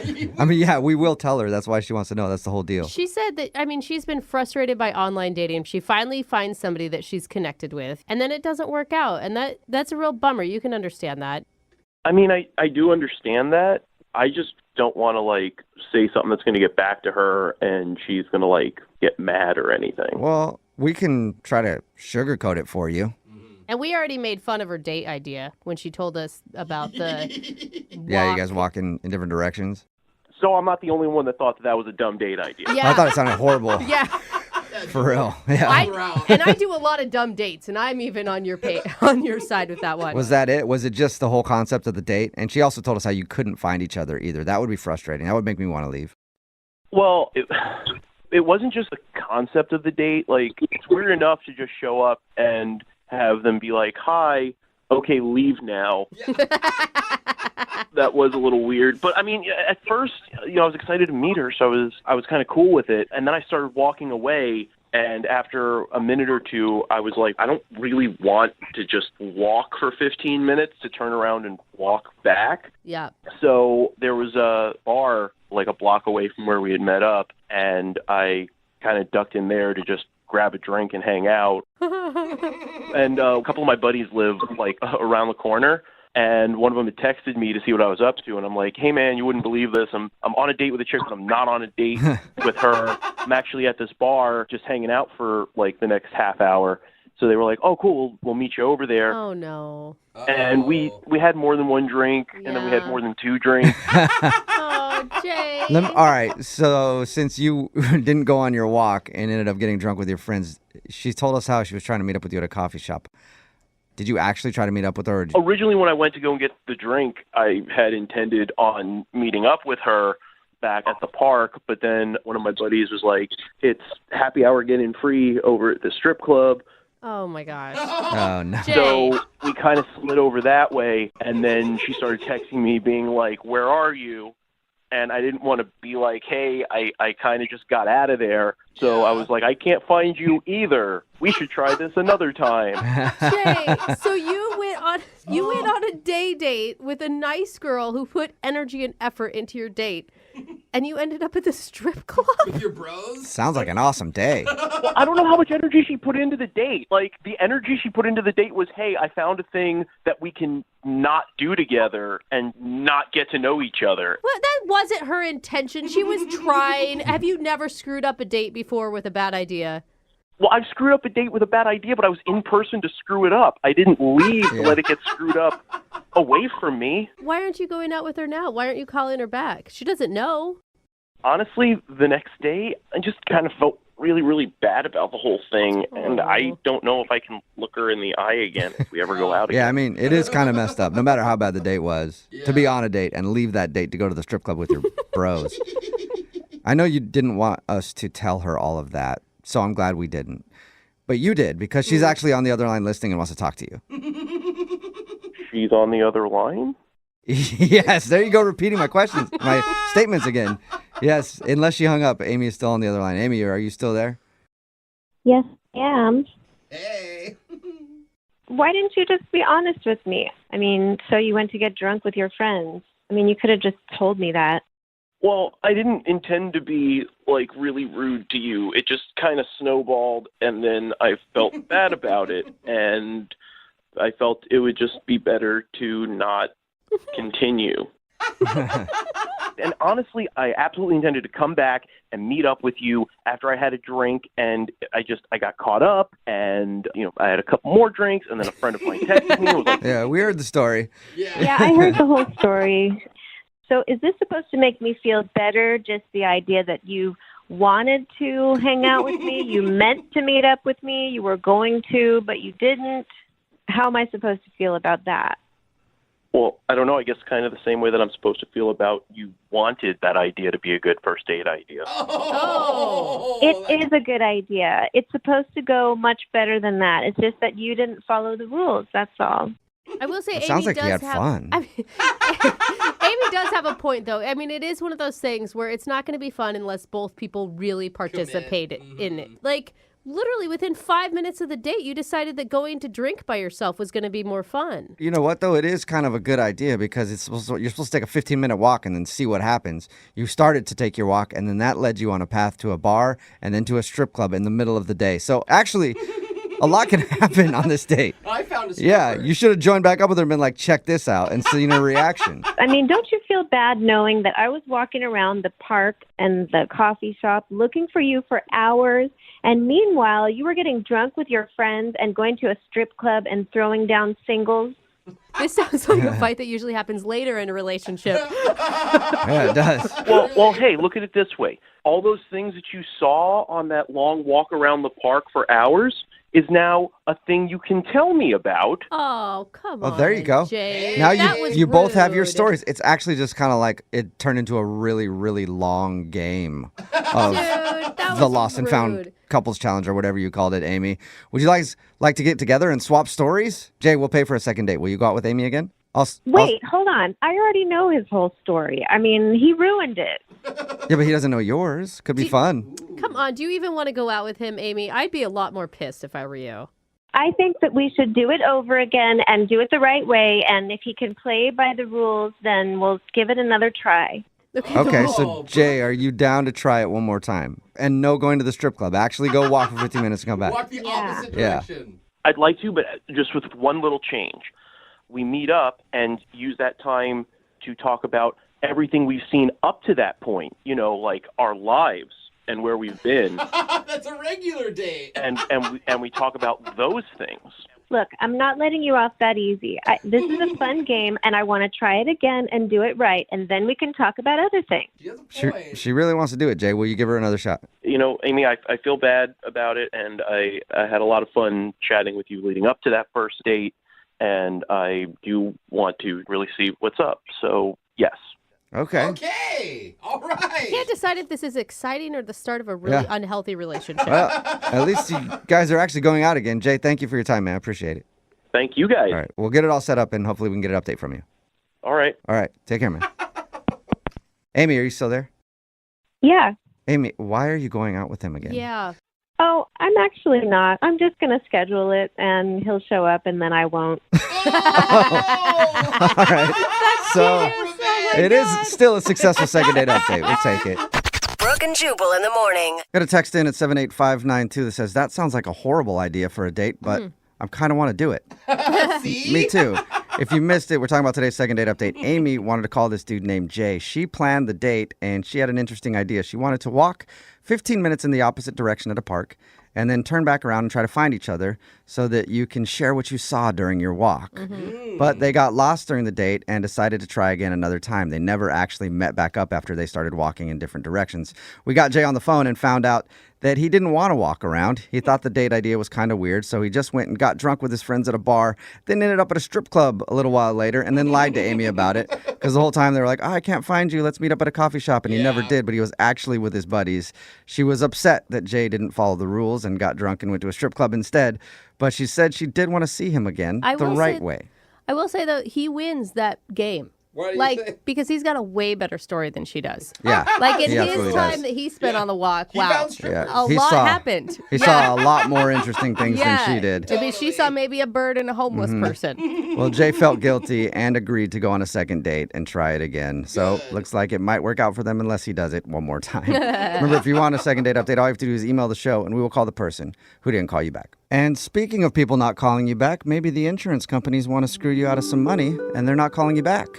See how I did that? I tied that in perfectly. And that's why if you've been in a car accident and you need help getting money from the insurance companies, which you will need help because they don't want to just give you the cash, get a hold of my friends at The Advocates. It's advocateslaw.com, 206-512-3555. And they'll help you make sure you get all the money that you're owed from the insurance companies, whether it's for medical bills or repairs or anything like that. You need their help to get everything that you're owed. So it's 206-512-3555, online, advocateslaw.com. If you don't even think you need them, you might as well ask the question because a consultation is free and you don't pay anything unless you win. And also, they've gotten over $100 million for their clients, so they know what they're doing. It's 206-512-3555, online, advocateslaw.com.